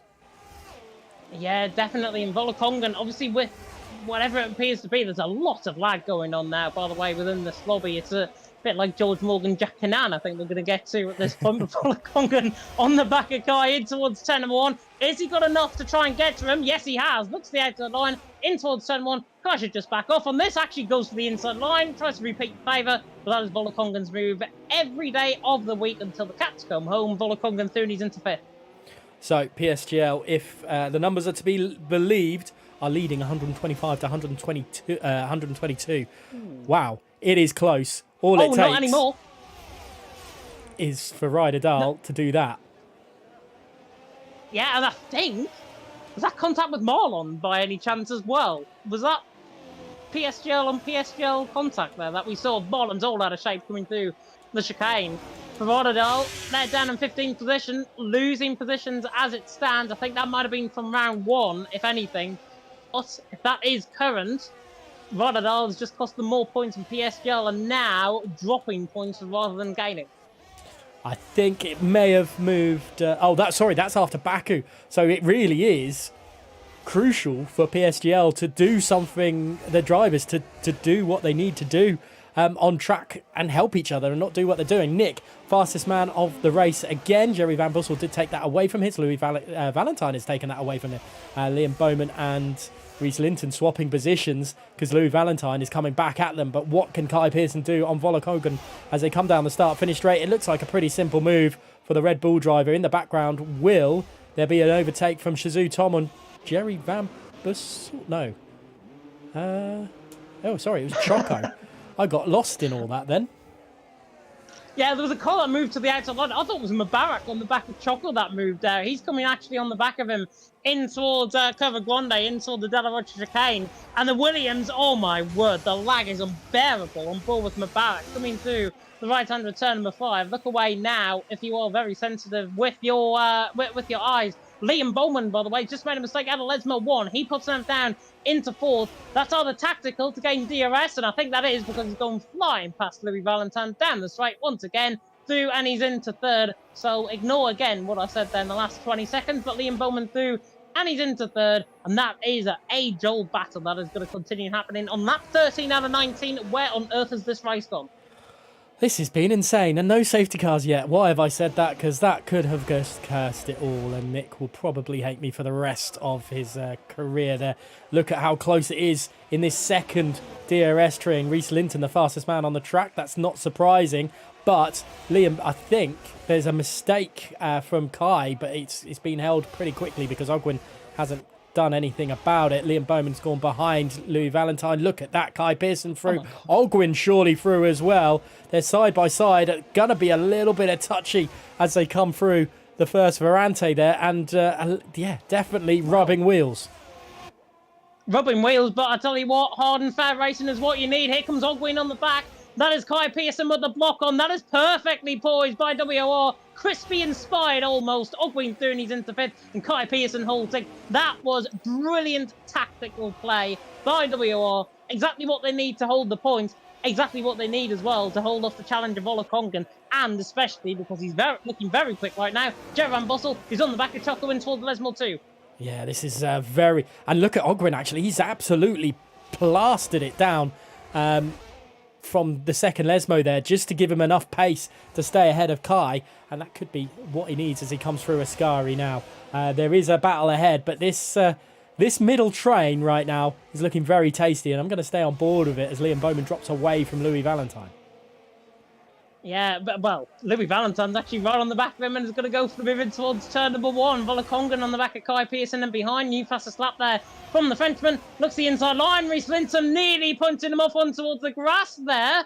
Little bit of a move across, but it's all love and fair and war. And Louis Valentine's back there and he's into 2nd. Volakongan back on board with him on the back of Kai Pearson and towards turn number 1. Not going to get the job done. Everyone just filtering through. Marlon gaining position. Had a Marcados further down the field as well. If you think calm before the storm, perhaps? Definitely. The eye of the storm, whatever you want to say. There feels like there's more to be told in this tale with 5 laps remaining. Kai Pearson doing a good job of holding up Volakongan.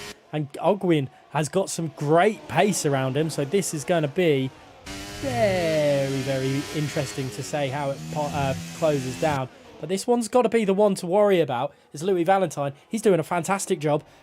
He only turned up for the second race here. He wasn't able to turn up for the Baku one. I think PSGL probably would have wanted him at Baku as well because he's done a fantastic job so far tonight. He has, yeah, but he's inferior to Nick. Nick leading the way. 4.4 seconds. Fully dry setup, I think, is the place to be on. He knew what the conditions were going to be like. He leads on towards lap number 16.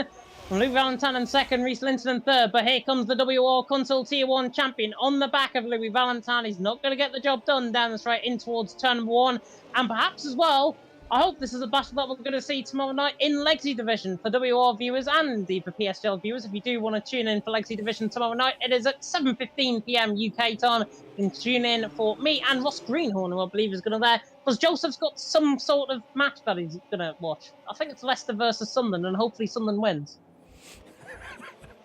Oh dear, just antagonise Joseph, why don't you? Anyway, into Lesmo 1 go the 2nd, 3rd and 4th drivers as Reese Linton's trying to find a way past Louis Valentine. Louis Valentine's doing a good job of holding them back at the moment, but part of me thinks Reese Linton's done this on purpose to bring Liam Bowman back into the fray as they head down into Ascari, and I don't think, well, Louis Valentine's number is up because Reese Linton, it feels like he's pushing Louis Valentine around Ascari.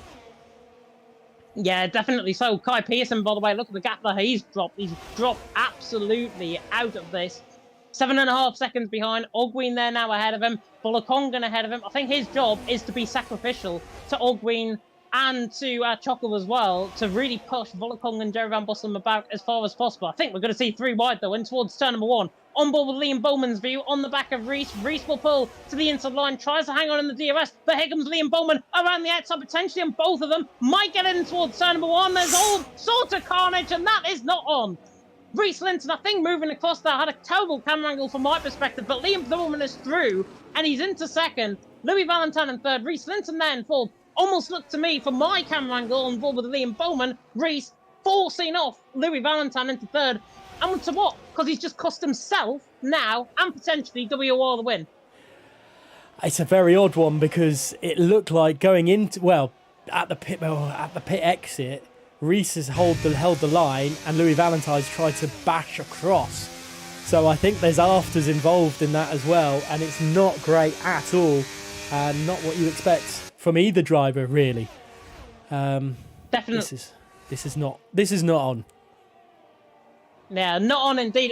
If this is top tier league racing, then I must be absolutely blind. Choco on the back of Mubarak to the inside line in towards Ascari, gets the job done. Nice move there from the man on the mediums. We didn't mention about the mediums coming into play at this point in the race, but they are. He is through and he's into 8th. Louis Valentine there now through and he's into secondly, and Bowman playing DRS chicken perhaps down in towards turn number 1. Volakongan is side by side again with Kai Pearson, but Nick there leading the way, 7.1 seconds. He has won. He hasn't even been mentioned in this tonight's race. He has won out on track going on to the final 2 laps of the race. Liam Bowman and Louis Valentine playing for places it seems. Reese Linton now dropping back. His job is done. Volakongan though and Kai Pearson now going to be side by side towards turn 1 on board with Dog Green as well. To the inside through the Retafilio, up towards the Delaware chicane we will go. But Kai Pearson hangs on to 5th, Ogween in 6th, and again, WOR, at least for 2 of their drivers, doing a good job. Yeah, lap 18 of 19, and it's still all to play for, really. Penalties still to come. I don't think we're going to get an announcement of who's going to win immediately on stream, and it will be announced a little bit later on. We'll have to do some waffling at the end of this one. Maybe we can get something sorted there, but Louis Valentine getting past Liam Bowman again. That's going to continue going on, I think, till the checkered flag.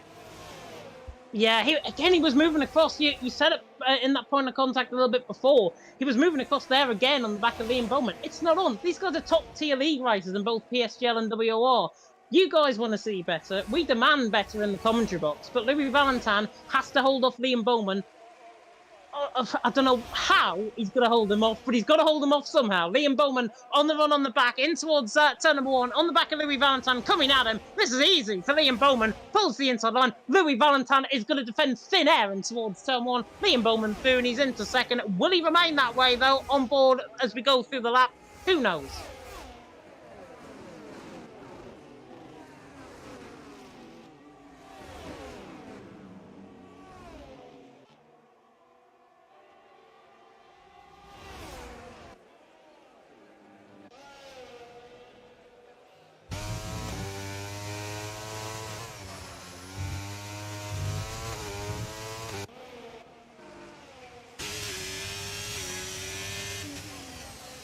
Ooh.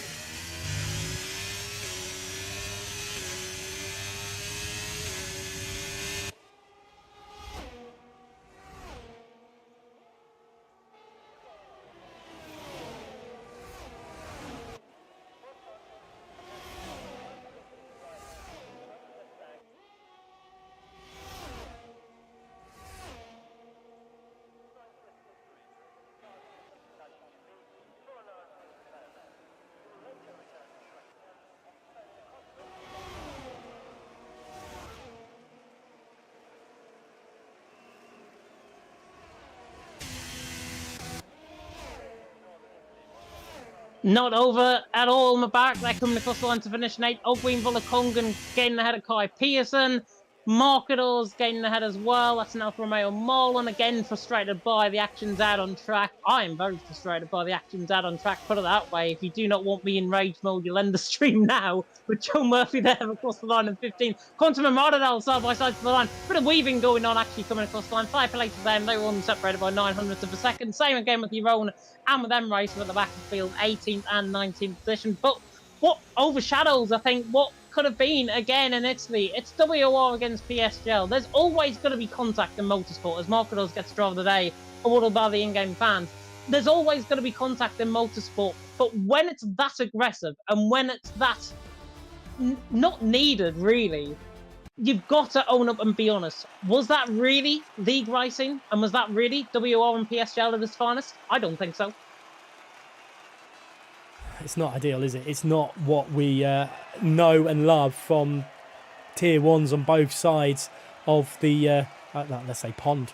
It's not that at all, is it? But yeah, it's not what we know and love, let's say. But NVR Nick takes victory, and let's not, it hasn't taken any shine off him, winning 7.5 seconds in front of anyone else. He has done a fantastic job tonight. Louis Valentine and Liam Bowman provisionally second, third there, with Reece Linton in fourth. Fifth going to Ogwyn. What a race for him as well. He's done fairly well in this second race tonight. Volakongan in sixth there. Seventh to Kai Pearson. Eighth to Jerry Van Bussel. Ninth to Choco. 10th to Mubarak. Markadon, Shazoo Tom, Furious, Marlon, Murphy, Quantum, Ryder Dahl, M Racer and Sharon will all pick up points. The only driver that won't pick up points is Sam Gamer. My goodness. Action-packed again. Action-packed again. And yeah, it's a tale of two halves. Like most sports these days, it's a tale of two halves. We had what I thought was a decent-ish race in Azerbaijan, given the contact, given the safety cars and everything. I thought it was reasonable. But then you come to that and you just realise, well, what on earth have we just witnessed? And again, you guys at home, I feel sorry for you guys having to tune in for this, because you guys are the majority of our guys will be tuning in and have seen WOR and PSGL and have seen all of these drivers at their finest. Some of these viewers tuning in might not necessarily be viewers at all. They might be first-time viewers. And if they're inspired by that, God forbid, put it that way. Yeah, not ideal at all, is it? But it's taken a shine off of some really, really good racing that we've received, especially at Monza. There was so much going on that was clean and fair. But similarly to Baku, there was so much going on that wasn't, which is frustrating. So the deadline is 9:15 for the stewardships and everything tonight. James, I'll wait for Luke and see if he's got anything for us, I guess, and whether we can wrap up. Well, I say early. Whether we wrap up and the results come out later, or. But as things stand, I think if my maths serve me correctly, there was quite a WR's point swing because of that. And I think it was a 17-point lead to WR, if my maths is correctly. But not ideal for PSGL if that's the case, is it, James? No, not at all. Again, it highlights the real difference I think we've seen in Xbox and PlayStation in the past in console T1 and indeed in Legacy Division as well. The pace level of, certainly on the last game, of the Xbox guys was completely inferior to the guys on PlayStation. Again, I said this before we actually came live, and I said this is going to be the closest that we've seen from the driving centers that we saw. Probably not, but in terms of the actual racing, in terms of the moves, there were some really good moves out there. Drivers should be proud of really pulling off their moves, really showing what they can do out on track. Just saying on the PSGL side, by the way, driving standards need to improve for sure.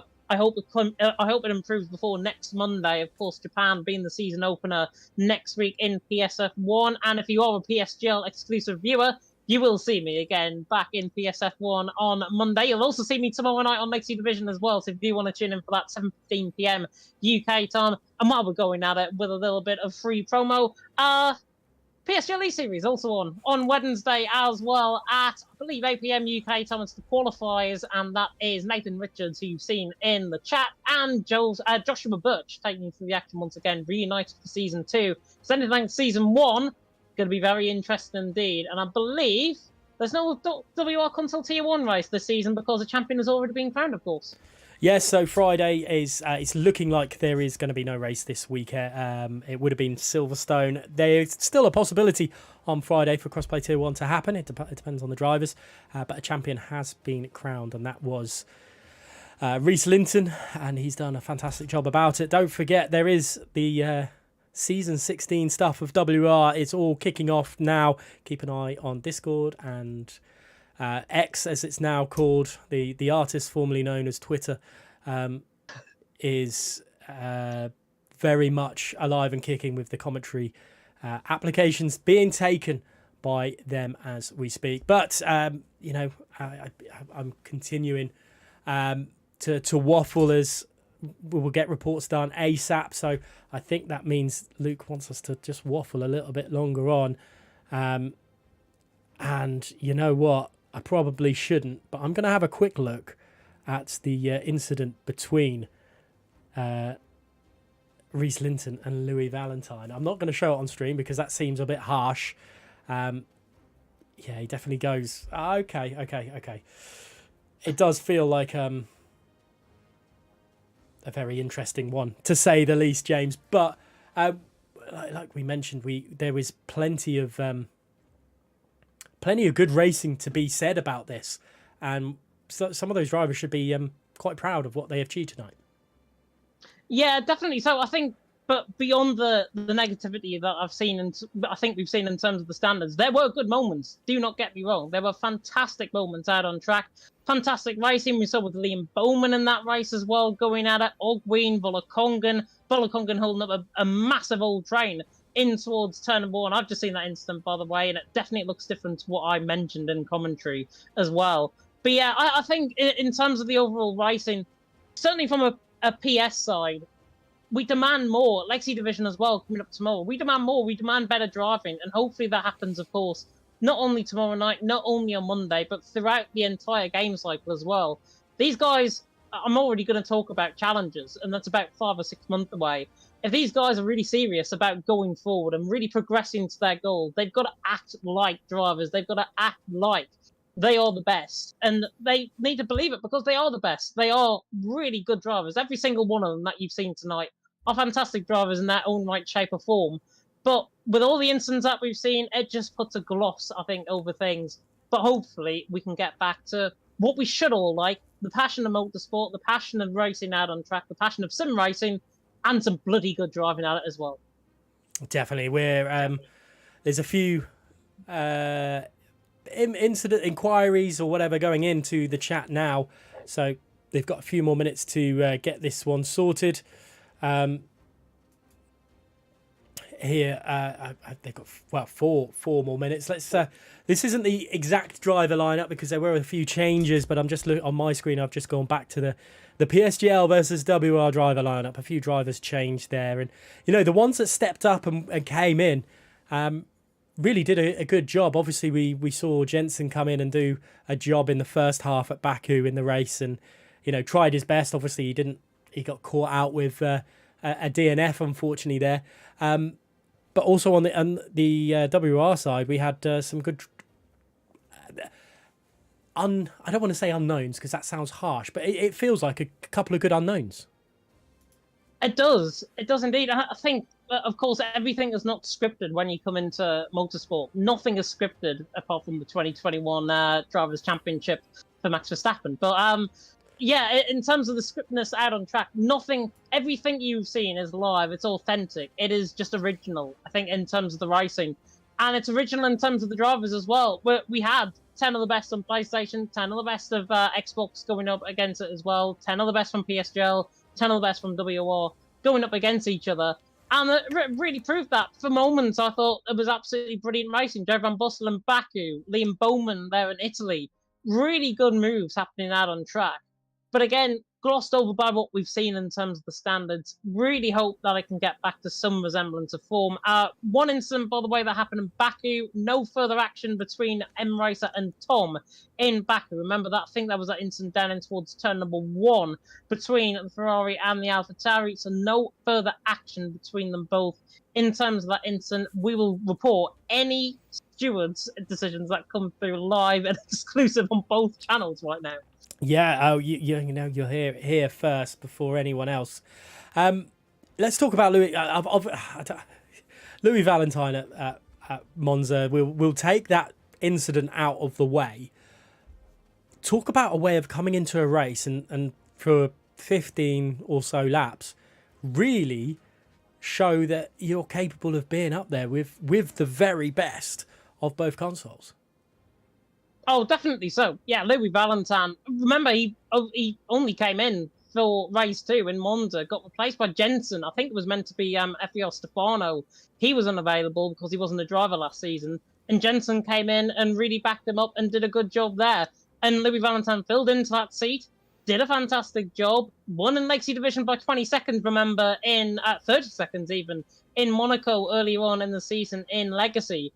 So he is a really good driver, of course, in F1 Esports Challengers. Majority of these guys are as well. But yeah, I think Louis Valentine did a solid job, and to defend like that as well in the late stages of the race, really, really kudos to him in terms of the actual racing, in terms of the battles. Because apart from that incident with Reese Linton, he was pretty much clean throughout. And then it just shows, you know, you could be as solid as anyone, but one small mistake, Parabolica, Kai Pearson, it cost him some real big points tonight. Obviously, he still finished well, but it could have been much better. Yeah, it could have been much better. Indeed, potentially the loads of results, I think, tonight could have been a lot better. They will want everything. They'll demand everything, I think, in terms of the points. Every single point is up for grabs. We'll see that certainly in terms of the Stewards Report, in terms of the Stewards Reports that go in as well. It is about a minute to go until we get the Stewards Reports. Start to get them finalised at least. But I imagine, like the last event, we're going to be seeing everything announced on social media a little bit later on in the night because there is a lot to go through. Yeah, I think that is going to be the case, especially that one in Baku and then that one in two. There were 2 major points from both races, which could prove costly to either side. And we have just had, talk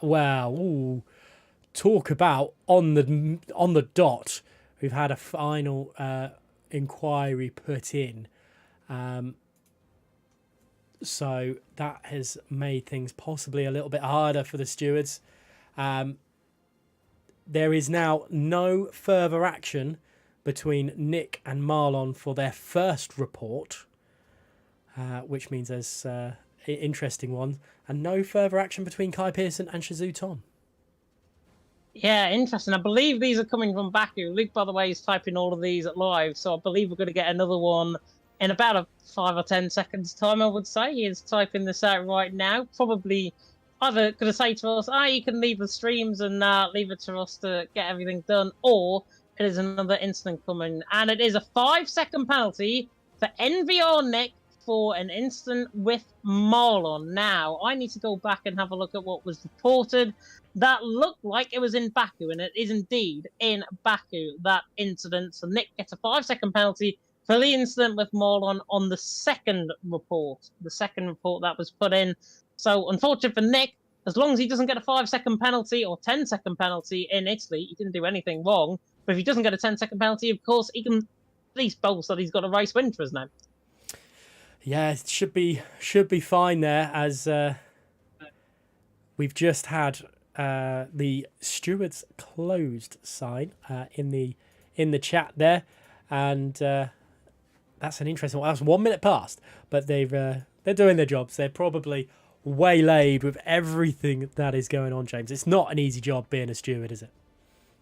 No, put it this way, I'd prefer to be in the commentary box than actually being in that steward's room right now, because it would absolutely drive me insane, both mentally and physically.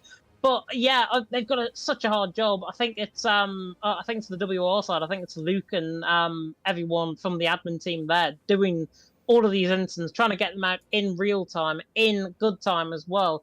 And they've got to be correct with their steward reports. Every instant that you're going to see will get a little bit of backlash. We'll see the drivers maybe not agree with it, maybe not disagree with it, but at the end of the day, it's the steward's jurisdiction. It's their opinions against the drivers almost, and it's them ones who finalise everything. And I think fair play to every single steward out there that has ever done a job like this, because put it this way, it is a bloody hard job to get this out in real time. Yeah, so I believe Connor's involved in the stewardship as well, which is going to be an interesting one. I think just out of fairness, I guess, the interest of fairness, have to have two major guys from both sides doing this. Hopefully we'll get a little bit more information coming through soon. Unfortunately, we're having a couple of extra inquiries through after the deadline. This is going to add to the controversy, isn't it, James? It's going to add to their workload, put it that way as well. Yeah, Louis Valentine's just put up a thingy. Responses to incidents are okay if they report a fresh incident. Not allowed, it seems, by the steward. So fair play, I think, to that. They want to try and cut down all the messages that are being sent in that chat as well. But Louis Valentine's just put in his point of view with that incident with Reece Linton. Now, I want to see this down in towards turn number 1 from his perspective, because this is the perspective I caught on board with. On the run towards turn number 1, defends the inside line. Ian Bowman's coming at him. It almost looks like he moves across. Yeah, I would say he's stuck straight there, to be honest. From Louis Valentine's perspective, he's still stuck almost straight. Reece Linton's came slightly to the right. That's where the contact's been made. And unfortunately, the contact on this contact model, just not needed. But Louis Valentine, in terms of that instant, not sure how the outcome is going to be, but it doesn't look great from his POV, put it that way. Yeah, it's an interesting one, and well, do you blame the contact model, or do you blame the general net coding for the game? That's the question we're going to be we've been asking for a while. This is going to be an interesting one. Obviously, we're still waiting. Thank you for those who are still waiting with us to see the results for this one. Hopefully we'll have something very, very shortly to give you. We're still waiting for I think that is all Baku's tickets done and dusted, isn't it? The stewardship is done for Baku.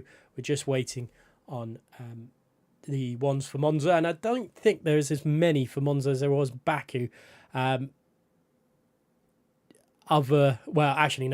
big one from Baku is still to be decided, and to be honest, that could be the one that actually decides a big swing or not. Really, James, won't it?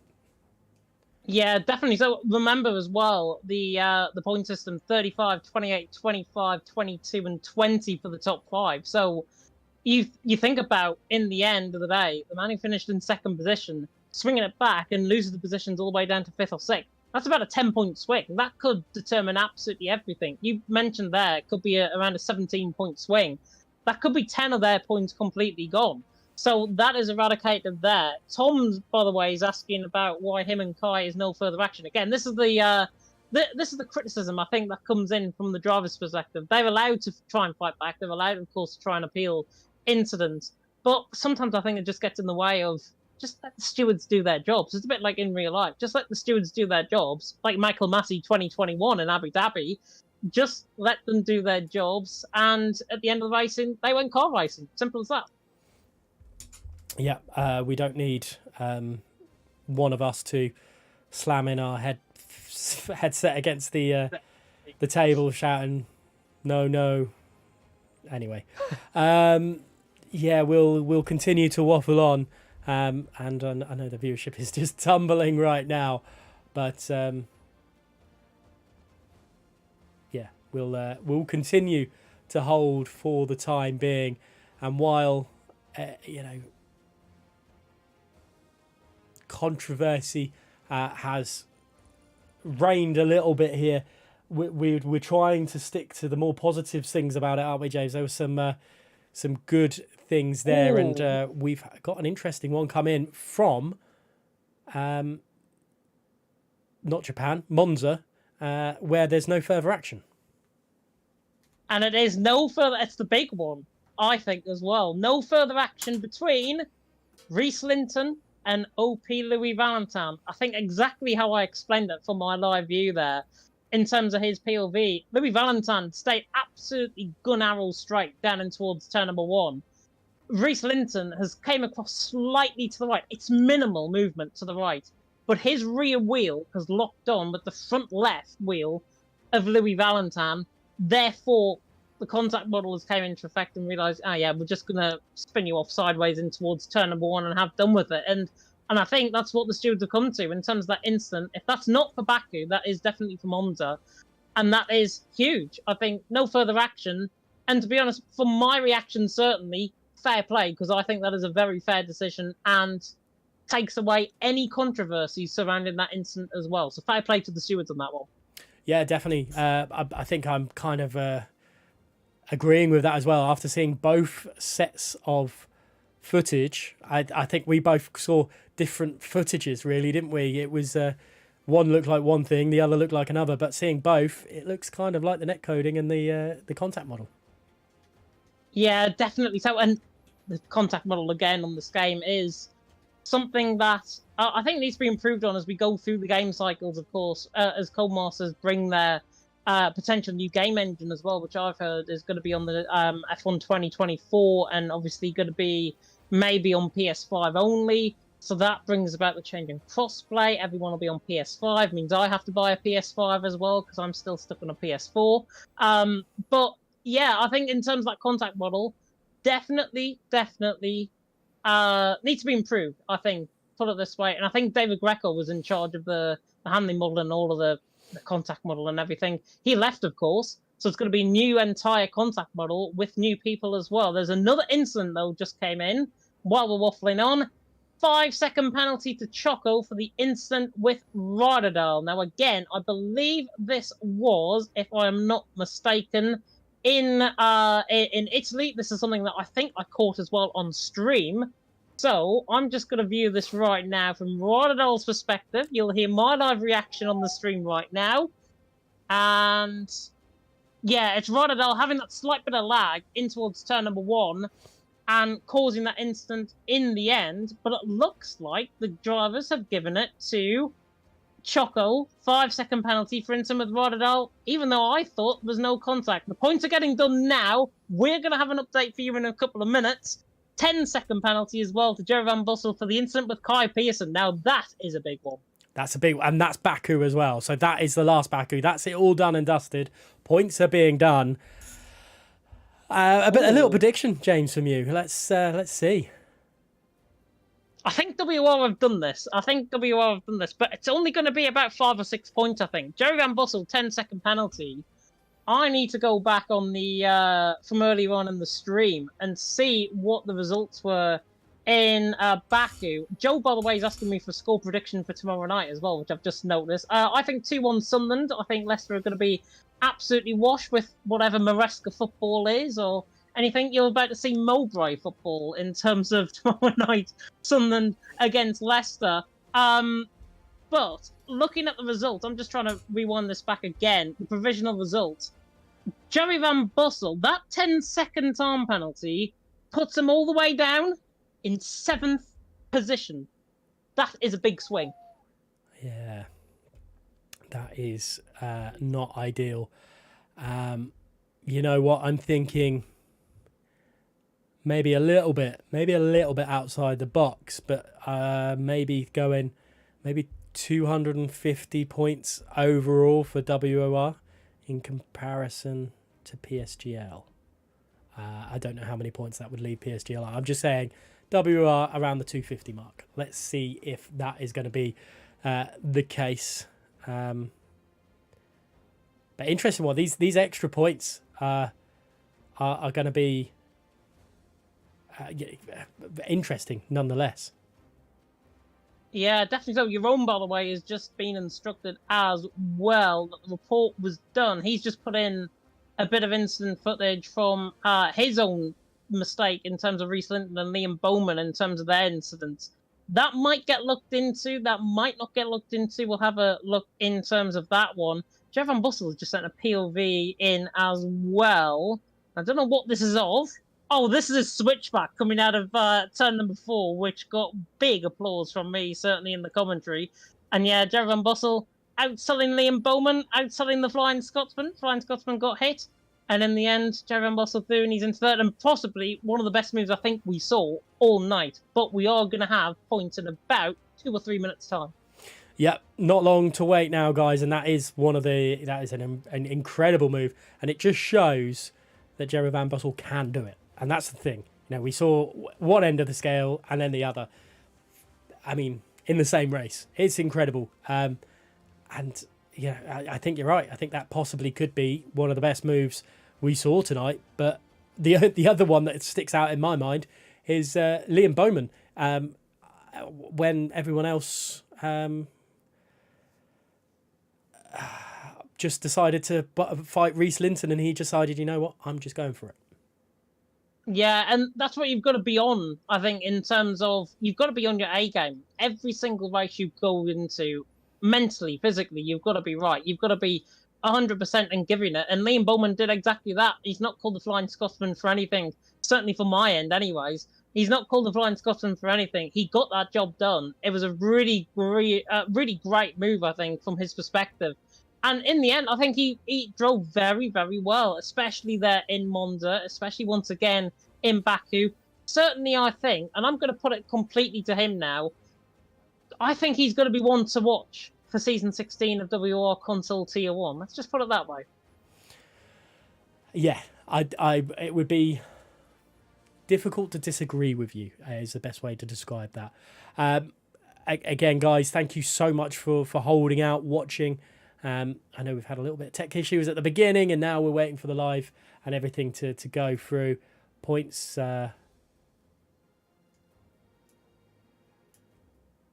points are being added as we speak. That's the words I was trying to get out of my mouth then. So hopefully a minute to go, maybe 2, until the points are given to us. Any indication on what you reckon points wise are, James? I don't know anymore. With that 10-second penalty for Jerry Van Bussel, I think it's thrown everything completely wide open. It gains PSGL more than WOR, and that's in a literal sense because every PSGL driver jumps up in position. There was only 3, I think, for WOR that jump up in position. But PSGL had more points, and they had more drivers in front of the WR drivers. So that gains them extra points in terms of that race, certainly in Baku. And Italy, of course, we saw racing there. And yeah, it's going to be interesting. I think, honestly, it's going to come down to less than 10 points between both leagues. And no matter what your opinion is of how this race has gone or how these races have gone, just put it this way, everyone has got a learning mission now. They've got to learn ahead of their respective season for WOR PSGL. I want to see more, certainly going into Monday night and certainly tomorrow night in Legacy Division. And I hope we can expect the same as well for next season in WOR Console Tier 1, as my OBS is starting to die. Brilliant. Oh, typical when you need it the most. Hopefully Luke is going to be giving us the scores very, very shortly.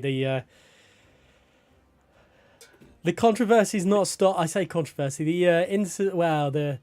The back chatting has not stopped, I guess, in the chats, and it's something that's going to continue happening for a while yet. And it kind of what makes these events that little bit spicier as well, because people will remember this and they'll use it to keep pushing and get better and make good overtakes and make sure that their platform, whether it be PSGL or WOR, performs the best. No, definitely. So I think that they've all got to be on absolute metal now in terms of their overall racing, in terms of their overall driving. Again, it's a learning mission for everyone. Learning mission not only for us, not only for you guys at home, the learning mission, more importantly for the drivers, they have got to deliver their best no matter what league they're in, no matter what they have in terms of this. Again, apparently 2 mins in terms of... We're waiting on Connor, apparently. Okay, so we're waiting on Connor for the points. And as soon as that is done, I'm sure it's getting done in graphical form. And that'll be, I'm sure, we'll give in to you, Gareth, and to me. And we are waiting on him, the big man himself, Big C, to deliver the points. It's a bit like Eurovision and the Dues Point Goal too. I feel like we need the final Europe final countdown going. A drum roll, and I'm trying to think what else we can use to get these guys just that little bit quicker. Come on, Connor, get it sorted, my friend. Yeah, it's so tough. I wouldn't want to be in these guys' shoes after having to do all the stewards' inquiries and everything. It's been a difficult night for them. Obviously, having to fight fires everywhere. We've got it easy, haven't we? Well, we've got it very easy. We can just waffle on and keep 22 viewers on the WOR stream, including me, and only 11 of you on the PSGL stream going, and possibly going from absolute being insane right now, because we're just waiting on the points as much as you are, and it's taken its time. Put it that way, it's taken its time. It is getting, I'm sure, graphically done, so it is very posh for us to show on the stream and for you guys at home to look on social media as well.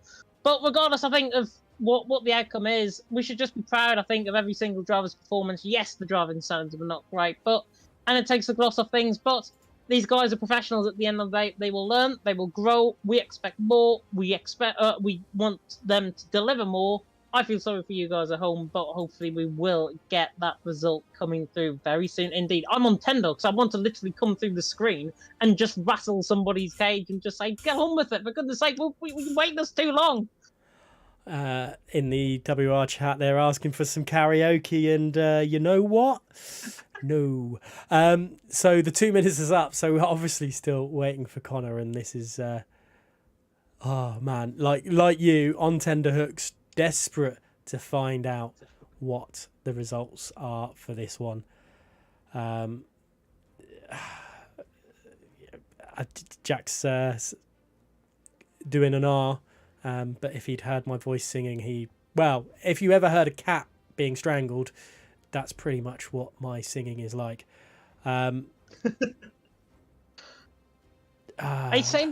He's saying for some stand-up, to be honest, but well, we could reclaim maybe what me and Evan did in the infamous episode 1 of PSGL podcast and do rock, paper, scissors while we're waiting. We could. I'm not sure how that would work, considering we're not on the same. I don't know. There's got to be. We could do. I'm not sure. How would it work?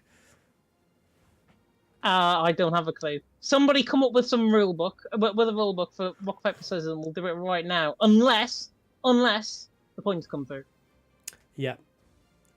We could go more severe, but I'm not going to go down that route to get.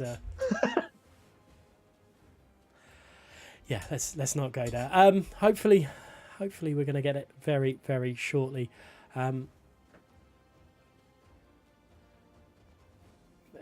Rock, paper, scissors, but you make up anything you want. We could do what is it? Rock, paper, scissors, Spock? Is that the How I Met You? Not How I Met Your Mother. Big Bang Theory version. I mean, we could start looking at some of the incidents ourselves on here, but. Man, I'll tell you what we can do though, while we're waiting, is do a little bit of maybe self-promotion of WOR and PSGL content that is to come, because I have got the PSGL calendar actually ready. I've also got the WOR calendar ready, but I'm very much surprised that I do not want to show a WOR graphic on a PSGL stream. And yeah, I mean technically it's fine, but yeah, in terms of PSGL, what you've got to look forward to for the coming rounds. Of course, Japan being next week. That is going to be round 1 of the season. Qatar round 2, and then Hungary round 3. Just to get your opinion, actually, on that, Gareth. Japan race 1 for the PSGL guys. Going to be interesting, I think. It is the day before Halloween, on my girlfriend's birthday as well, why don't you know? But Japan, round 1 of the championship. Going to be interesting for the PSGL guys, certainly. Definitely. Japan, I mean, we had that WOR race quite late on in the season of season 15 tier 1. It was an interesting one, some interesting battles. Obviously some of the PSGL guys were there, so they've got that little bit of extra knowledge maybe to some of the drivers that haven't done that recently, and it's a nice way to start the season. It's more of an ending season track for me, but if I can't have it at the end, I'd have it at the start. But yeah, we'll times, I don't know where I was going with that last bit, but yeah, it's a good race to start with. Yeah, definitely. So Japan, certainly, I think was Kian that one, if I'm not mistaken. Kian Goydendorp, of course, he's going to be on the PC side going forward.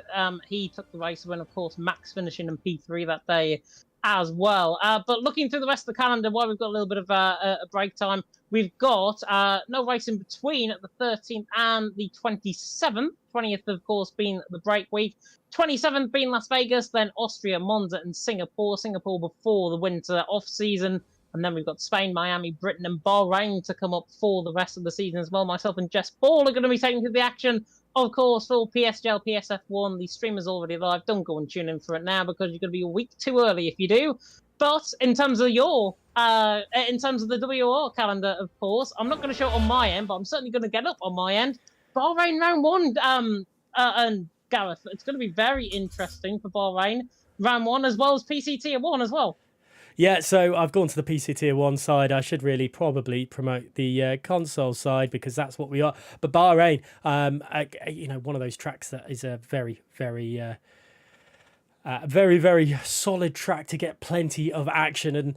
And then moving to Britain, Monaco on a calendar is something that I haven't seen in a long time in WOR, so it's going to be interesting there. Las Vegas and Texas, Singapore, plenty of street tracks to get your teeth into this season in season 16 of WOR. Mexico there, Portugal, Belgium, Austria, and ending the season on China. That's going to be very interesting. And what's your takes on China being in there, James, considering it doesn't look like we'll be seeing it on a real F1 track for much longer? Yeah, I think China, in terms of sim racing, I have had really good commentaries around that track. China is one of my favourites, I think, on the game. I think it doesn't get some of the hate, honestly, that the drivers give it. I think China's a brilliant track. Promotes a lot of overtaking, promotes a lot of racing, promotes safety cars, VSCs, bits of contact, everything that you would expect from a traditional league race around there. And as well as a little bit of a PSGL facts, of course, we had a wet race there in season 31, I think it was. Jensen taking the win, Volokongan there in season 33 it was even. Volokongan taking the win, Jensen second. No stop strategies are even possible around that track as well. But we have got a graphic going on Twitter. Still robbing us. Oh my goodness. It's not on Twitter yet. That's the or X, the what is it? The oh goodness me, the artist formerly known as Twitter. There's got to be something. It's got to be up there soon. Come on, is it going to be on WR or PSGL first? There's too many questions to ask. But while we ask for that and try and get some information, I'll tell you what will be nice is to talk about Nick's race, because you know what? We barely spoke about him in the race. He has asked about, or it has been asked in the chat.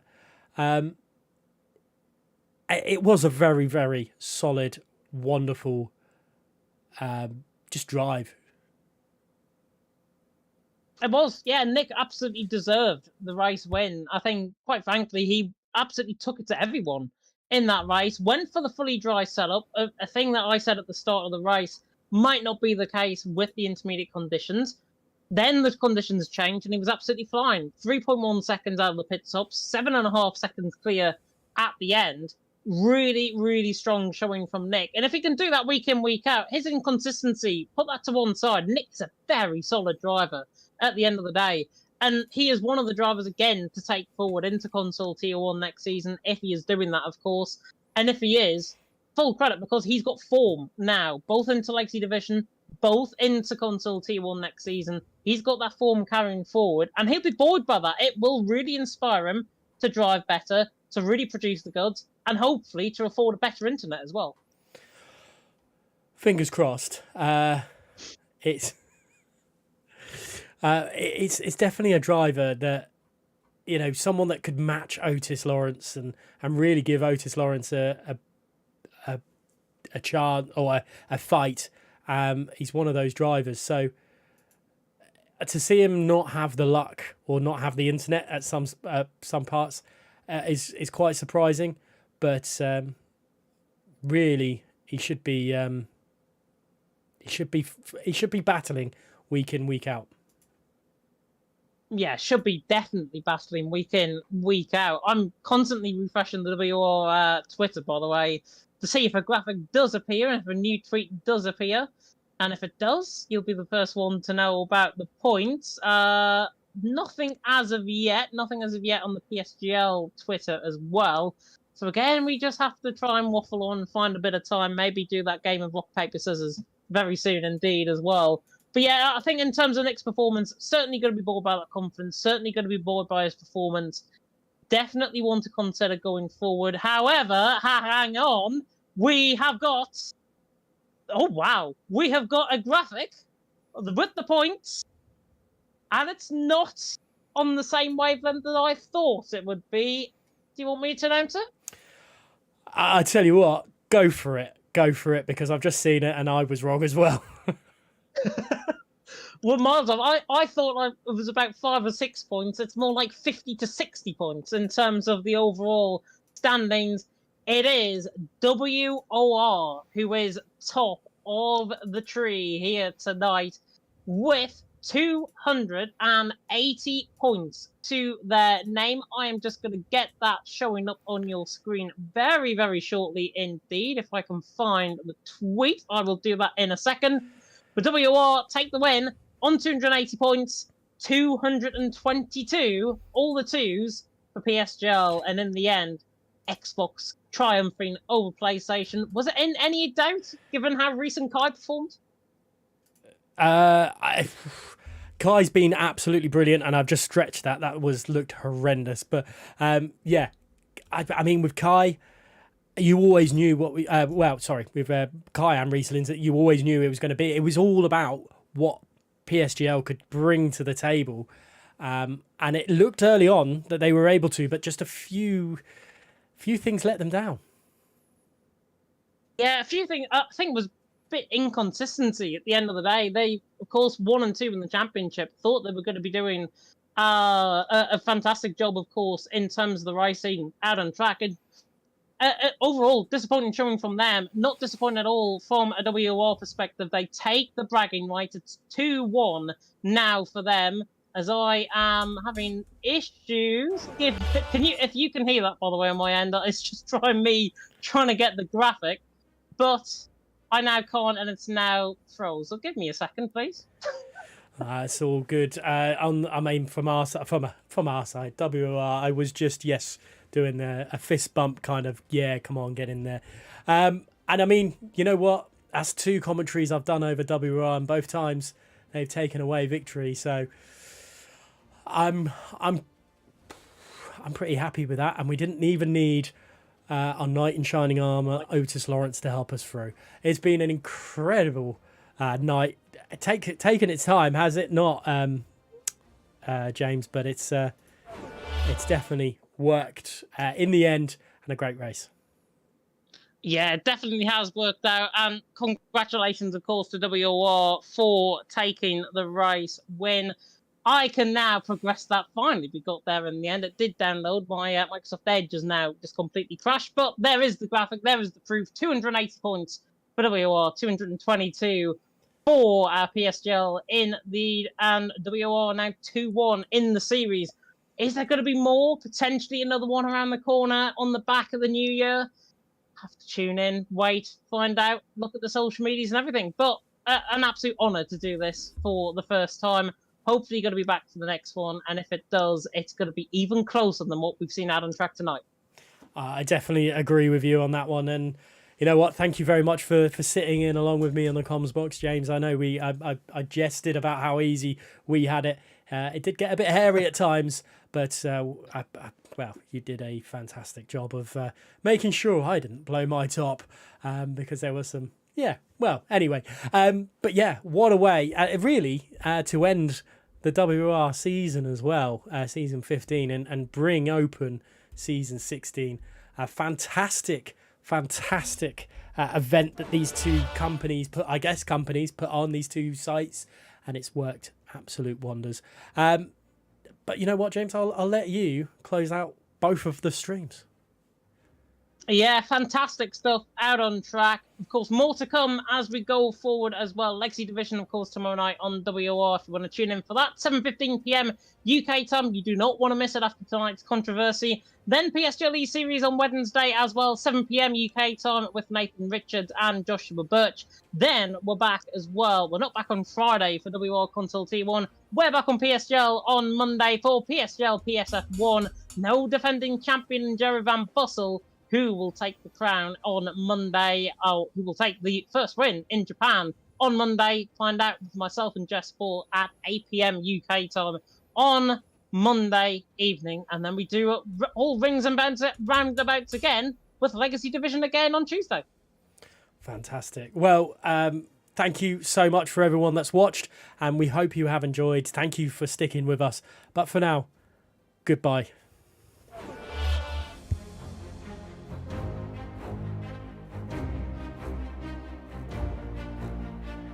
All muted. There we go.